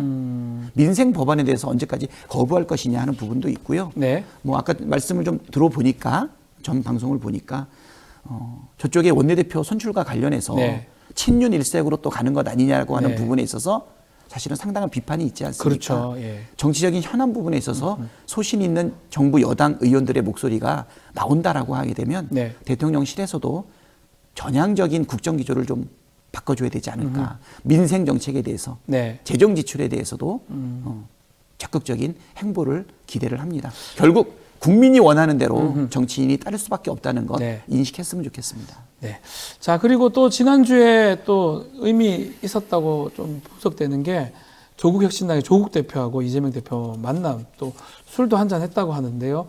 이제 22대 국회에서 조국 혁신당하고는 어떤 관계를 유지해야 된다고 보십니까? 지금 우리 민주당 의석수가 171석, 네. 조국 혁신당의 의석수가 12석. 네. 우리 민주당 입장에서 볼 때는 국민이 원하는 네. 개혁 국회를 만들기 위해서는 조국 혁신당은 확실한 우군이다. 우군이다. 예. 이렇게 생각을 하고요. 상호 긴밀하게 협력할 것은 협력하면서 네. 반드시 성과를 낼 필요가 있다. 사실 우리가 개혁 입법, 민생 입법을 낼 때 상대방이 동의하지 않는다면 네. 사실 국회법에 따라서 패스트 트랙 가야 되지 않습니까? 네. 그럴 때 패스트 트랙 가고 또 그거를 180석 돼야 되니까요. 그렇죠. 네. 그다음에 또 나중에 필리버스터 들어가면 네. 또 마냥 지연할 수 있는데 180석이 확보되면 그거를 다 중단시킬 수가 있어요. 그렇죠. 그런 면에서는 신속하게 민생 입법과 개혁 입법을 할 수 있는 확실한 우군이다라고 네. 생각이 됩니다. 물론 서로 다른 정당이기 때문에 네. 정책 그리고 법안의 우선순위가 다를 수도 있고 때로는 긴장 관계가 발생할 수도 있지만 이거는 적대적 긴장 관계는 절대 아니다. 아하. 서로 긍정적이다. 그렇죠. 협의하고. 협의하고 예. 예, 개혁, 민생을 위해서 함께 뜻을 모을 수 있는 우군이다. 이렇게 생각합니다. 첫 번째 1호를 한동훈 특검법으로 조국 혁신당 잡았던 것 같아요. 민주당은 아마 최혜병 특검법 비롯해서 민생을 아마 보고 있는 것 같은데 이런 차이점들 어떻게 해결이 가능합니까? 제가 볼 때는 한동훈 특검법을 네. 총선 1호 법안으로 조국 혁신당에서 낸다고 했는데요. 네. 12분의 의원이 있기 때문에 이제 발의는 가능하시지 않습니까? 네. 결국은 표결할 때 과반에 될 거라고 생각이 되는데요. 과반이, 예. 네. 저는 우리 당의 의원들 중에서 네. 한동훈 특검법에 대해 가지고 동의하는 분들이 상당히 많을 거라고 생각해요. 아, 동의할 것이다. 네. 예. 당론으로 정하지 않는다 하더라도 난 충분히 통과될 만한 컨센서스는 만들어져 있지 않나 생각이 되고요. 한동훈 전 법무부 장관, 전 비대위원장이 네. 가지고 있는 내로남불의 불공정에 대해서 네. 이거는 사회의 정의와 공정 차원에서 네. 그리고 상식의 차원에서 나는 통과될 가능성이 상당히 높다고 봅니다. 다만 우선순위는 네. 서로 상정하는 내용 내에서 그렇죠. 서로 조정이 가능하겠죠. 각 당이 다 뭐 올리는 거는 자유니까 사실은. 그렇죠. 네. 뭐 이렇게 누가 먼저 올라왔냐, 국회 의안가에 누가 올라왔냐는 순서가 있겠지만 그렇죠. 처리해 나가는 것은 상정 순서 아니겠습니까? 네. 뭐 충분히 협의가 가능하다고 봅니다. 댓글에 이게 청나무님이 저랑 우리 박찬대 의원님 닮았다는 얘기 많이 하시는데 네. 기분 나쁜 건 아니죠. 아유, 기분 좋습니다. 예전에 예, 한번 예, 어떤 예. 다른 어떤 장소에서 둘이 같이 이제 사회 비슷하게 썼던 적이 있는데 그런 얘기 그때도 들었었거든요. 닮았다고. 저는 잘생긴 사람 옆에만 가면 닮았다 그러더라고요. 제가 그런 소리를 들었는데 아, 감사합니다. 예. 예, 예. 마지막으로 좀 하고 싶은 말, 또 22대 국회에서 또 앞으로 어떤 또 목적을 갖고 또 소명 의식을 갖고 할지 말씀 좀 부탁드리겠습니다.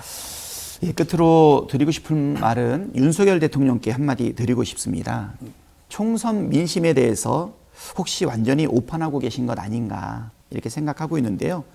총선 결과는 지금까지의 윤석열 정부의 국정 운영에 대해서 국민들께서 낙제점을 드린 거다. 방향도 잘못됐고 태도도 잘못되어 있다는 것인데요.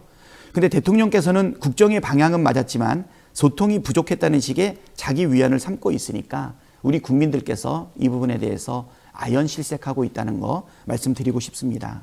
총선 민심을 제대로 받들어서 전면적인 국정 운영 기조 쇄신을 해야 그래야 살 수 있는 길이 열린다라는 점을 아시기를 바라고요.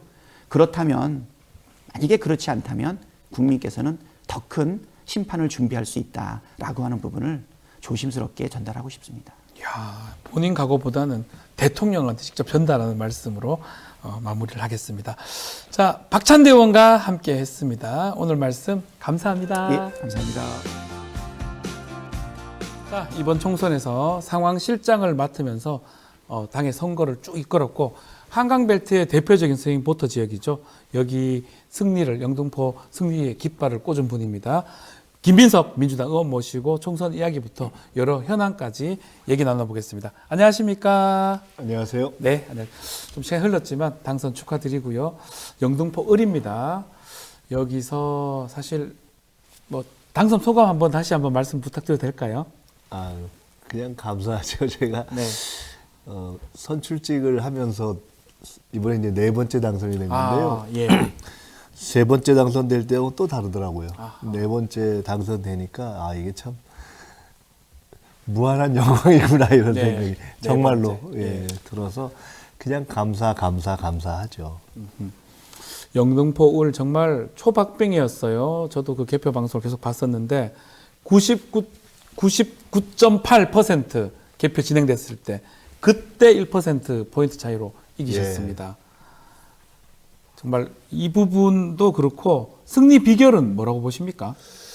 글쎄요, 뭐 선거에 이기면 또 이 모든 것이 다 네. 비결이 되고 지면 또 모든 것이 다 이유가 네. 되고 그렇지 않습니까? 근데 제가 개인적으로 생각하는 이유 중에 하나는 저희 선거를 이번에 함께 한 분들이 네. 참 감사하게도 다 이렇게 열심히 화합해서 띄워준 건 어떻게 보면 아주 뭐 기본의 기본이라고 할 수 있는 건데 네.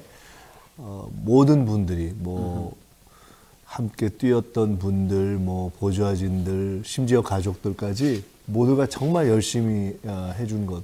물론 상대방도 열심히 뛰었겠죠. 네. 근데 제가 지내놓고 나니까 아 이게 한 마음으로 뭉쳐서 뛴다는 것이 이렇게 중요하구나 하는 것을 제가 이렇게 하나하나 생각해보니까 다들 너무 고맙게 열심히 뛰어줬더라고요. 예. 다른 분들이 많이 도와줘서 된 것이다 이렇게.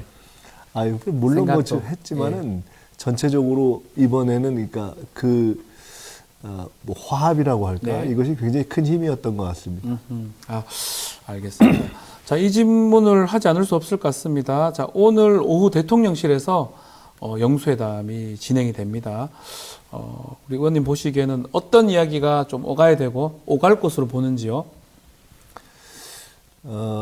사실은 큰 틀에서 보면은 총선 민심이라는 게 국정의 방향을 바꿔라, 국정의 네. 대전환, 대통령이 지금까지 한 방향 잘못됐다 이런 것이기 때문에 네. 어떻게 국정을 전환할 것인가에 대한 이야기의 방향을 잡고 사실은 하는 것이 맞지 않겠어요? 근데 이번 준비 과정에서 드러난 것처럼 사실은 이제 의제를 제시하고 토론을 하는 과정에 그냥 그런 방식이 이제 무산되면서 그냥 자유롭게 얘기하자 이렇게 됐기 때문에 네. 아무래도 야당에서는 야당이 주로 관심이 있는 중심 주제에 대해서 제기를 할 것이고 대통령 입장에서는 가령 뭐 내각의 새 구성과 관련된 총리 인준에 대한 협조라든가 또는 여러 가지 국정 현안에 대해서 좀 협조해 달라라는 이야기를 이 일방적인 대화가 진행될 수는 없기 때문에 그렇죠. 반반 정도 시간을 쓴다면 그런 얘기를 일단은 좀 하지 않을까 생각이 됩니다. 큰 방향에서 보면은 어쨌든 대통령실에 가서 대통령하고 대화를 하는 것이기 때문에 네. 지금 의제를 설정해서 논의를 하자고 하는 것 자체를 대통령이 일단은 그런 방식으로 하지 말고 자유롭게 하자라고 했기 때문에 크게 봐서는 대통령이 마음속에 이 논의를 그냥 이렇게 뭔가 성과를 가지고 일정하게 국민과 야당이 요구하는 내용에 대한 자기의 답을 내면서 정리를 할 것인가 네. 아닌가에 대한 본인의 마음 내지는 전략 이런 것에 따라서 방향이 굉장히 달라지는 그 회담이 되겠죠. 아하. 이 실무 협상할 때는 좀 뭔가 의제를 어떻게 할지 결국은 민주당이 의제 없이 하기로 결정을 했는데 차담 형식으로는 1시간 정도. 근데 이게 사실 좀 적지 않나 이런 생각도 있어요. 사실 시간이. 통상적으로는 이런 형식의 회담은 의제를 정하고 하는 것이 예. 효율적이기도 하고 시간을 쓰는데 좀 적절하죠. 또 그동안 많이 경험이 있었던 것도 아니고 네. 상호 대화를 이렇게 풀어본 신뢰가 쌓이거나 경험이 축적된 것이 아니기 때문에 1시간이라는 게 뭐 지금 뭐 저희들이 뭐 예측할 수는 없지만은 그렇죠. 진행해서 뭐 이런저런 의례적인 걸 빼고 나면 얼마나 얘기가 진행될 수 있을지 그 얘기를 서로 풀어가면서 대화를 이렇게 자연스럽게 풀어본 경험이 없기 때문에 그러니까 현재로서는 예측하기가 좀 어렵죠. 예측하기가 어렵다. 또 걱정되는 게 이게 끝난 이후에 쌍방에서 대통령실하고 또 민주당 어떤 발표를 할 건데 그 내용이 좀 다를 수도 있다. 애매모호하게 또 답변을 되고 얘기가 돼서 그런 부분도 있는 것 같습니다. 뭐 합의가 안 되면은 그거는 각각이 서로가 상호가 이러이러한 이야기를 했다라는 네. 것을 각각 발표하고 그러니까 뭐 가장 정리가 안 되는 방식은 각각에 대해서 이야기하는 방식일 예. 테고 예. 그렇지 않으면은 뭐 최소한도로 이런 이야기를 서로 나눴다라는 것 정도를 같이 발표하는 방식이 있을 수도 있고 뭐 가장 어떤 대화에서 그 비교적 성과를 도출했다 하면은 공동으로 어떤 내용을 뭔가 발표하거나. 합의할 수도 있고 예. 예. 뭐 그 또한 지금 현재로서는 알 수가 없죠. 없이 그냥 들어가는 거니까요. 자, 뭐 대통령실 또 대통령이 어떻게 하냐에 따라서 이번 회담이 국정 어떤 기조를 전환하는 기점이 될 수도 있겠네요. 왜냐하면 방향 글쎄요. 저는 뭐 사실 그런 기대는 개인적으로 사실 그렇게 크게 하지는 하진 않습니다. 않고 계시다. 예. 근데 방향이라는 것은 이미 큰 틀에서 국민들이 이렇게 생각하고 있는 선이라는 게 있는 네. 거 아니겠습니까? 그 중에 핵심적인 의제에 대한 것도 있는 것이고, 근데 그런 의제에 대해서 대통령의 수용 가능성이 현재로서는 높다고 보이지는 않기 네. 때문에 가장 낮은 수준에서 본다면은 그럼에도 불구하고 직접적으로 야당의 대표가 국민의 뜻을 담아서 그거를 직접 요구하고 네. 직접 분명하게 이야기하는 것 자체가 중요한 의미가 있는 것이고 또 대통령이 그런 것을 수용하지 않으면 이번 총선에 담긴 어떤 민심을 따라서 국회는 국회에서 할 일들을 해나갈 수 있는 것이기 때문에 네. 그렇게 되는 것이 뭐 가장 기본은 되겠죠. 이번 영수회담 전에 지금 이재명 대표하고 조국 대표가 잠깐 만났습니다. 저녁 회동을 했는데 주기적으로 뭔가 회동을 하겠다. 이 회동 어떻게 볼지 또 앞으로 22대 국회에서 조국 혁신당과 민주당 어떤 관계를 유지해야 됩니까? 글쎄요, 뭐 언론에서는 이러저러한 뭐 다양한 뭐 그림을 쓰기도 하는데 저는 큰 틀에서 보면은 네. 민주당과 조국 혁신당은 큰 틀에서 보면은 협조 관계라고 봅니다. 뭐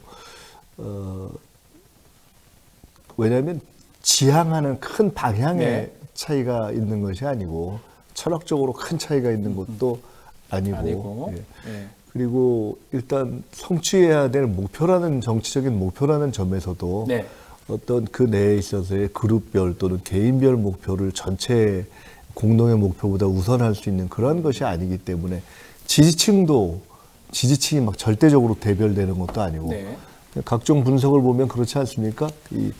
예를 들어서 민주당의 지지층의 상당수가 조국 혁신당의 비례투표를 했던 이런 등등이 있기 때문에 전체적인 방향에서 만약에 서로 합리적이지 않게 뭔가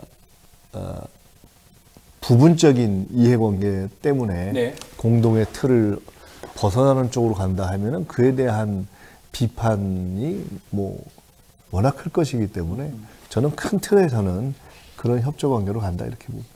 뭐 쇄빙선 역할을 할 수 있다. 조국 혁신당이. 뭐 그건 뭐 당연히 할 수 있는 거죠. 그러면 더 뒤에서 이제 받쳐줘야 되는 게 민주당이다. 이렇게 볼 수도 있는 겁니까?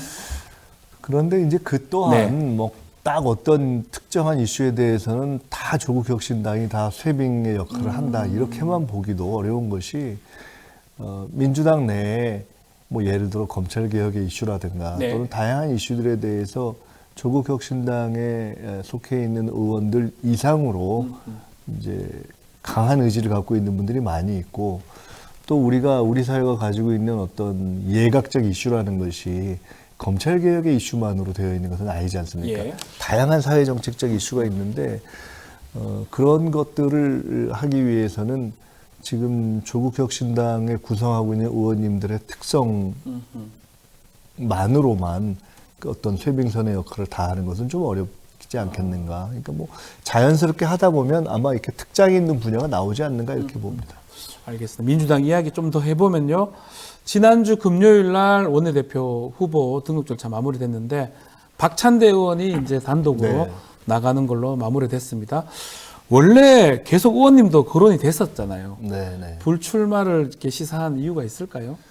뭐 종합적 결론적으로 말씀드리면은 지금은 뭐 조금 더 다른 일을 준비해 보는 것이 좋겠다, 다른 일을 준비하면 좋겠다는 생각을 하게 된 거고요. 예. 사실 이번 선거 과정에서 제가 에너지를 평소 때 한 서너 배 정도 쓴 것 같습니다. 그러니까 평소 선거 때 쉽지 않아서 그렇군요. 예. 근데 뭐 그렇기 때문에 라기보다는 그러면 이렇게 선거를 이루 놓고 그 다음에 또 큰 어떤 더 큰 승리를 준비하기 위해서 뭘 할까, 뭐를 하는 것이 제일 좋을까라는 고민을 좀 쭉 했는데 네.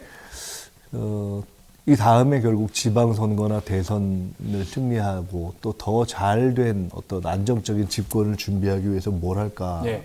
고민했는데 제가 이번 총선 과정을 보면서 아주 절감한 것이 과거와 달리 우리는 이 당원 구조가 어마어마하게 변했어요. 당원들이요? 예. 예, 그러니까 이번 공천도 그렇고 어떤 일종의 당원혁명, 당원의 참여 이런 것이 아니면 승리할 수 없었던 선거입니다. 네.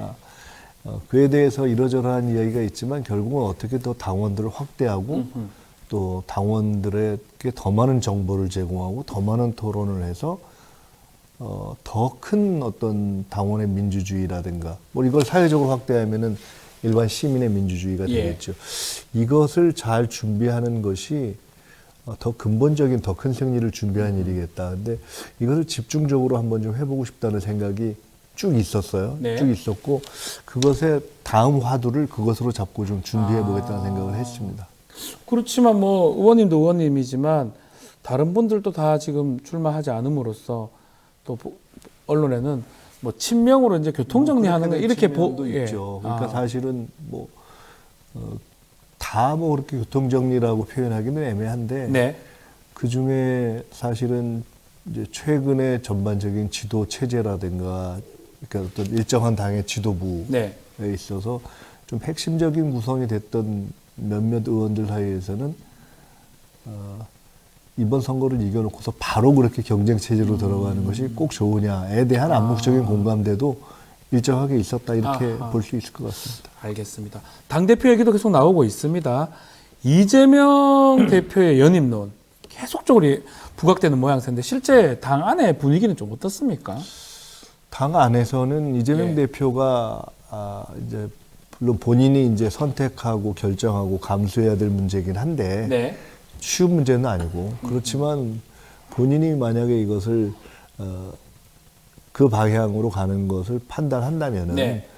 전반적인 분위기는 이재명 대표의 연임에 대해서 뭐 바라거나 또는 불가피하다고 판단하는 분위기가 더 많다 이렇게 볼 수 있습니다. 분위기도 그렇다는 거죠.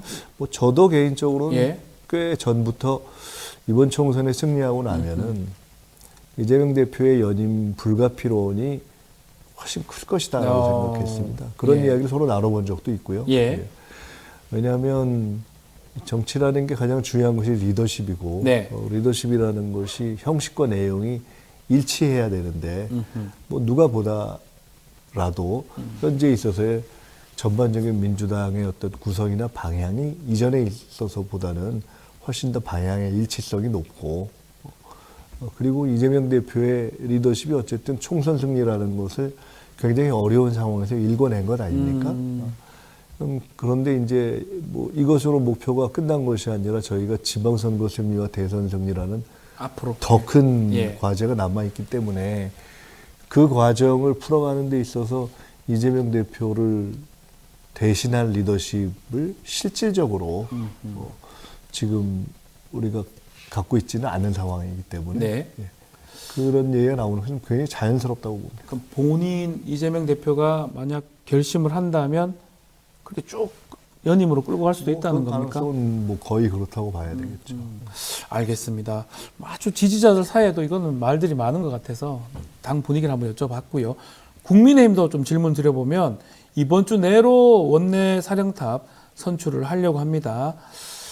자, 여러분들이 언급이 되는데 그중에 가장 좀 눈에 띄는 게 이철규 의원입니다. 차기 원내대표로 가장 유력하다고 얘기를 하는데 어떻게 봐야 됩니까? 국민의힘?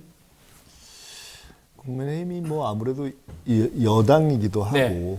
또 전체적으로 현재 총선 이후에 어떤 민심의 변화의 요구가 있게 하지만 그것을 받아 안아서 어떤 새로운 어떤 일정한 대안 세력으로서 그것을 끌고 갈 만한 그러한 세력이랄까 네. 뭐 이렇게까지는 존재하고 있다고 보기 어렵지 않습니까? 막 그런 상황에서 이철규 원내대표 얘기가 나오는 건 아닌가 네. 이렇게 보여지는데요. 이철규 원내대표가 되는 게 민주당 입장에서는 그게 유리한 겁니까? 어떻게 불리한 겁니까? 그러니까 뭐 그것은 유리 분리를 떠나서 네. 사실은 누가 되느냐와 상관없이 큰 틀에서는 이 대통령제 하에서의 대통령 중심의 어떤 여당이기 때문에 예. 대통령의 국정 방향이 어떻게 되는가와 연동이 돼 있는 것이라고 봐야 되겠죠. 네. 대통령의 방향이 변화한다면 그것은 우리 민주당의 유불리를 떠나서 국가적으로 네. 그렇게 가는 것이 방향이 바람직한 것이고 그러니까 대통령이 뭐 계속 잘못한다.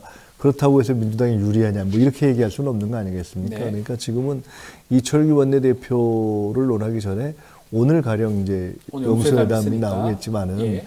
대통령의 국정 방향에 대한 마음 자세라든가 방향이 과연 전환할 것인가 그것이 더 핵심 아니겠습니까? 더 중요할 것이다. 누가 원내대표 되는 것보다 더 중요할 것이다. 자, 이제 곧 5월인데 또 중요한 이슈가 있습니다. 21대 국회 마지막 본회의가 지금 열릴 건데 문제는 최해병 특검 이게 지금 민주당 반드시 통과시키겠다 이런 목표를 갖고 있는데 어떻게 전망하십니까? 최해병 특검은 사실은 그야말로 피해갈 수 없고 또 피해가서는 안 되는 그런 국민적 과제 네. 아니겠습니까? 이것은 뭐 민주당이 통과를 시키냐 아니냐를 떠나서 이건 뭐 국민적 관점에서 보나 또 어떤 안보라는 관점에서 보나 정의라는 관점에서 보나 네. 모든 점에서 이것은 반드시 피해갈 수 없고 통과시켜야 될 일이죠. 뭐 또 민주당도 또 중요하지만 또 거부권 이런 게 또 열려 있잖아요. 예컨대 이걸 거부해가지고 예. 국정이 굴러가겠습니까? 그렇게 하지 않을 것이다 이렇게 믿고 계시는 겁니까? 못하게 해야죠. 근데 지금 일각에서 윤석열 대통령이 당선자보다 낙선자 오찬을 이렇게 갖는 게 이 표를 좀 의식해서 이탈을 막기 위해서 한 거 아니냐 이런 얘기도 있어요. 뭐 그런 생각을 할 수도 있겠지만은 네. 이 최해병 특검은 저희가 정말로 만에 하나 대통령이 이런 국민적 요구라든가 어떤 정의의 방향에 어긋나게 또 거부권을 행사한다. 그렇다고 해서 저희들이 포기할 수 있는 일도 아니고 네. 계속 막을 수가 없지 않습니까? 불가능하지 않습니까? 네. 그러니까 지금 192석이라는 게 대통령에게 마지막 8석의 여지를 남겨준 것이지만은 네. 그 8석은 민심의 압박 속에서 언제든지 이탈할 수 있는 것이고 지금 여당에서 당선된 분들도 합리적인 어떤 기준에 맞지 않으면 어떻게 그것을 계속 할 수 있겠어요. 그게 뭐 그렇기 때문에 저는 이것을 또 거부하려고 한다. 그런 생각을 접는 것이 좋다고 봅니다. 실제로 이제 여당 의원들하고 특히 수도권이나 뭐 영남에 있는 의원 아닌 그런 분들은 좀 다른 생각을 갖고 있는 것 같습니까? 어떻습니까? 이제 그것이 저도 궁금한 네. 바인데요. 예. 어쨌든 현재로서는 언론에 대놓고 이야기하는 분이 아직 숫자가 뭐 조금 적죠. 적죠. 몇 분은 안 되죠. 네, 그건데 예. 그건 뭐 이해할 수 있죠. 당장의 국면에서는. 그러나 그것이 실제 상황이 된다면은 그 국민들이 용납하겠습니까? 네. 자, 최상병 특검 비롯해서 22대 또 국회 할 일이 많을 것 같습니다. 벌써부터 원구성 얘기 나오는데 국회의장은 어떻게 됩니까? 국회의장은 다 괜찮은 분들이어가지고 네. 오늘도 오면서 좀 생각을 해봤는데 일단 저희가 아직 시간이 좀 있고 토론회도 좀 하고 하면서 골라야죠. 그런데 이번에는 사실은 그 전과 같은 저희가 국회의장에 이렇게까지 관심을 갖는 게 이번 국회 운영을 보면서 네.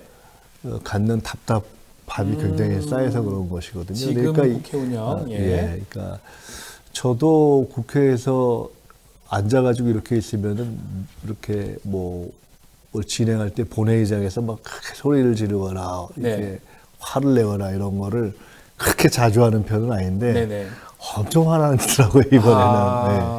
네. 예. 그래서 아니 저걸 왜 저렇게 하지 하는 그런 답답함이 쌓일 때가 많았습니다. 근데 아마 그런 점에서는 이번에 출마하는 분들이 네. 다 그런 식의 기계적 중립에 있어서는 문제가 있다. 네. 그리고 전체적인 어떤 국민적인 합의의 기초에 있거나 또는 국회에서 일정한 절차를 정상적으로 밟은 부분에 대해서 끝까지 네. 무리하게 어떤 묘수를 써서 진행을 지연하거나 하는 이런 것은 옳지 않다고 대부분 다 생각하시는 것 같아서 네. 적어도 그런 점에 있어서는 조금 덜 우려해도 되지 않겠나 이렇게 보고 있습니다. 추미애 의원 얘기가 가장 많이 나오고 있거든요. 네. 근데 또 국회의장 선출할 때 다수결로 의원들이 이제 뽑는 거잖아요. 추미애 의원은 오늘도 보니까 네.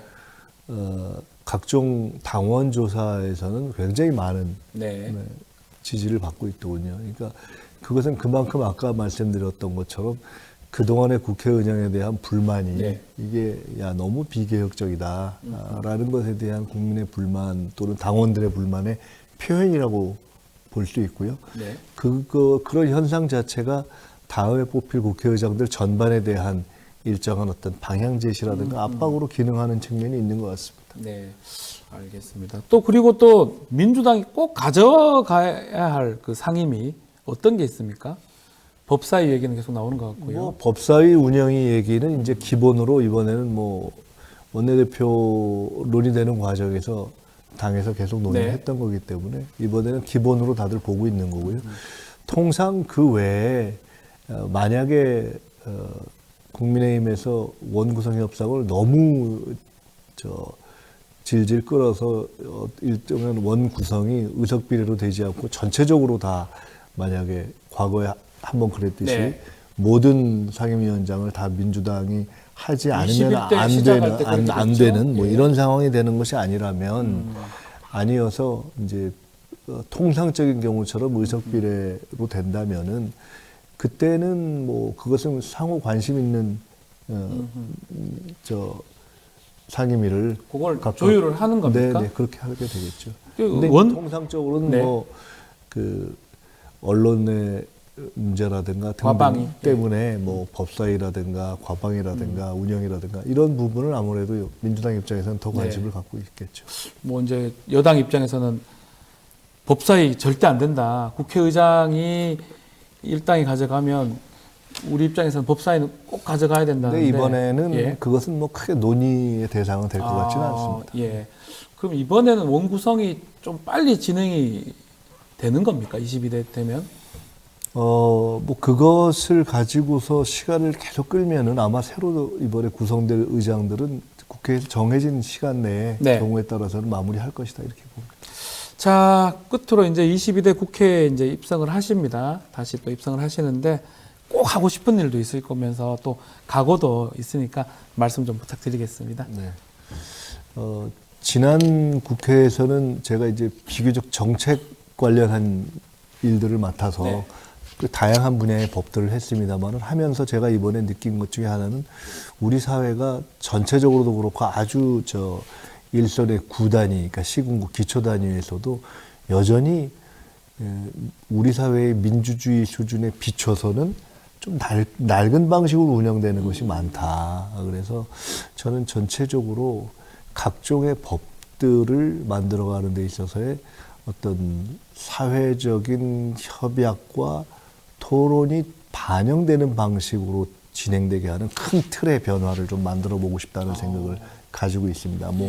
그것이 법일 수도 있고 또는 아주 어떤 기초 단위 수준에 있어서 조례일 수도 있는데 그런 데 있어서 각종 당사자들의 참여가 더 많이 보장되게 하는 방식, 이런 큰 어떤 하나의 원리를 관통하는 그런 방식의 법들을 좀 만들어가고 싶다는 생각을 가지고 있습니다. 더 큰 계획들을 좀 더 생각하고 계시네요. 어쩌면.